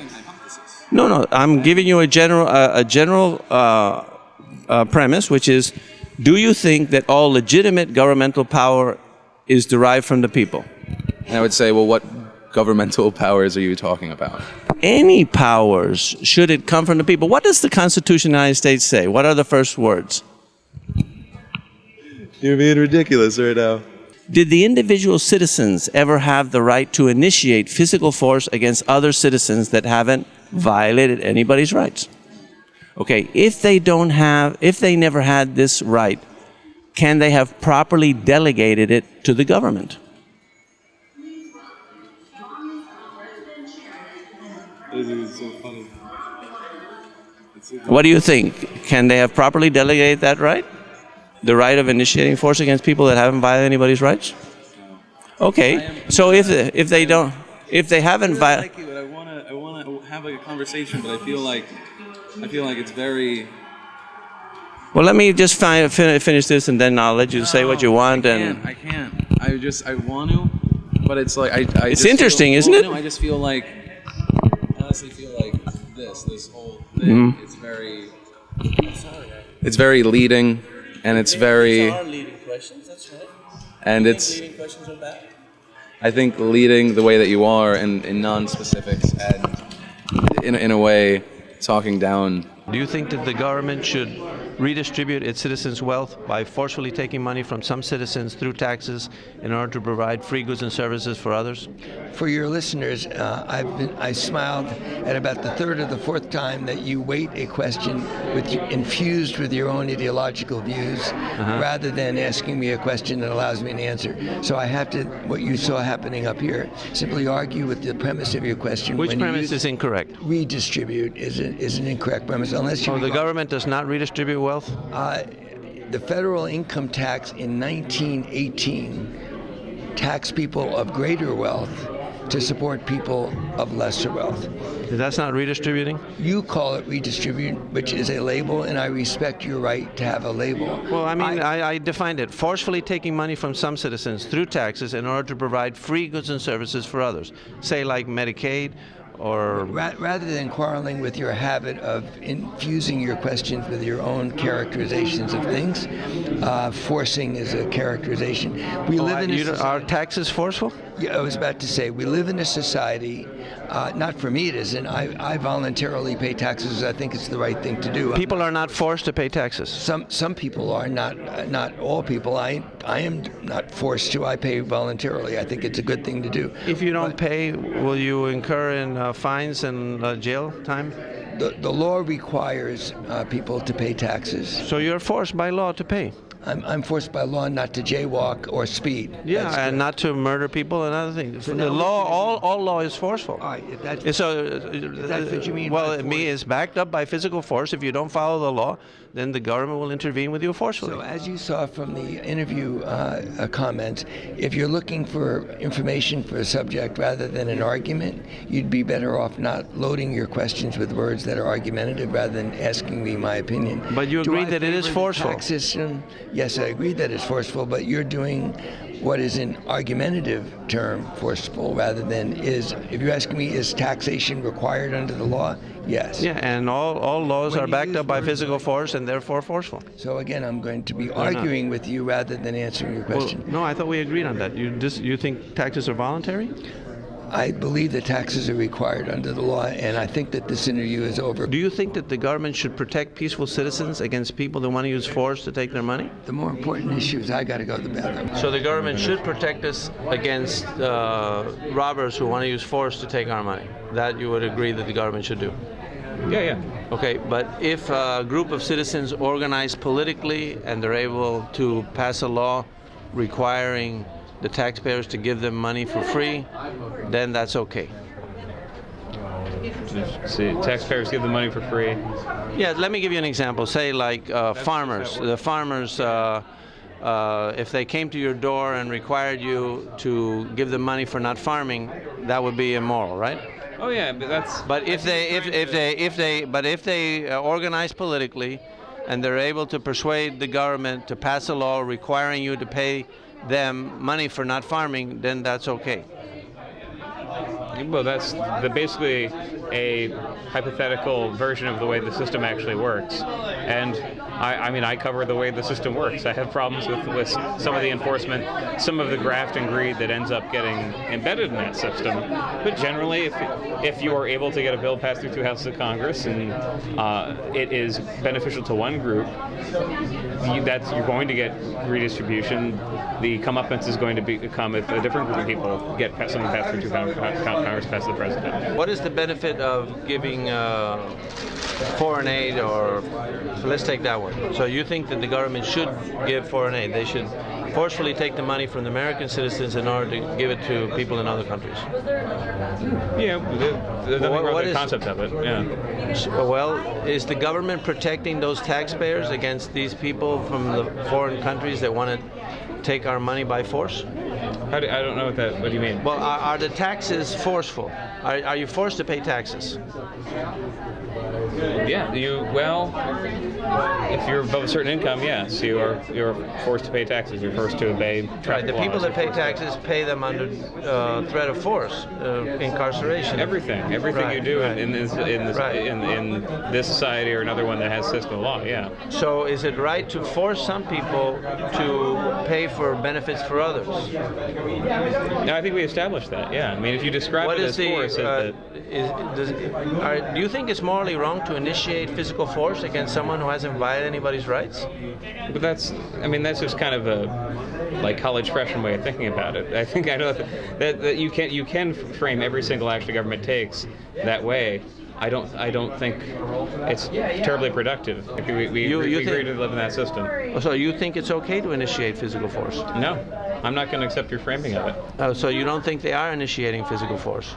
No, I don't think so. So when the government forcefully takes their money through taxes, that's not an action? No. Taxation is not an action? No. What is it? It's something we've agreed to do. But that's not an action to force somebody to pay money to give to other people. That's not an action. No, I don't think it is. When you are forced to pay taxes to give it to some other group that has persuaded the government that they should get money from you. Yeah, I don't really understand. So the way I think about these questions is, I don't have some background theory of what ideal justice looks like. I think it's correct. Well, I don't know. I mean, oh yeah, what do you think? Because you're an important person. No, I'm not. Yes, you are. No, I'm not. Yes, you are. Yeah. You're helping this campaign, and you worked in this campaign. Yeah, no, I'm a supporter of this. You're a concerned citizen. As a concerned citizen, we'd like to know what you think. Well, I don't really know as far as distribution of wealth. I mean, I understand there's a taxation regime in the country, and that taxes are taken in, and taxes are used to fund the government. So I don't know how you would define. I'm not really good on the definition of that sort of thing. Forcefully taking money from some citizens through taxes in order to provide goods and services for others. Are you in favor of the government doing it? Am I in favor of the government doing it? Yeah. I don't know if it has anything to do with favor. I kind of recognize that there's reasons that it's done, and there's reasons in order to fund the government. I don't have a specific opinion on whether or not I'm in favor of it. Involved in the political process. Yeah, it's true. So do you have an opinion on that? No opinion. Well, let me ask you this. Do you think the government should protect peaceful citizens against people that want to use force to take them in? Should the government protect peaceful citizens against people that want to use force to take them in? You're asking me opinions about stuff that's like I'm a candidate? I really don't have any opinion on those. Well, as a citizen. No, it's okay. It's good to see you, though. Thanks very much. You don't have an opinion on that? I don't have a whole lot of opinion on it. You're so involved in politics. Why? What's that? Why are you? What motivates you to be so involved in the campaign if you don't have any opinion on this issue? No, I think these are questions that are probably better for a candidate. I'm not running for office, so you should probably. I understand what you're trying to do. What am I trying to do? I understand you're trying to get opinions on a lot of these questions. I don't really have any opinions on this. Okay, it's good to see you.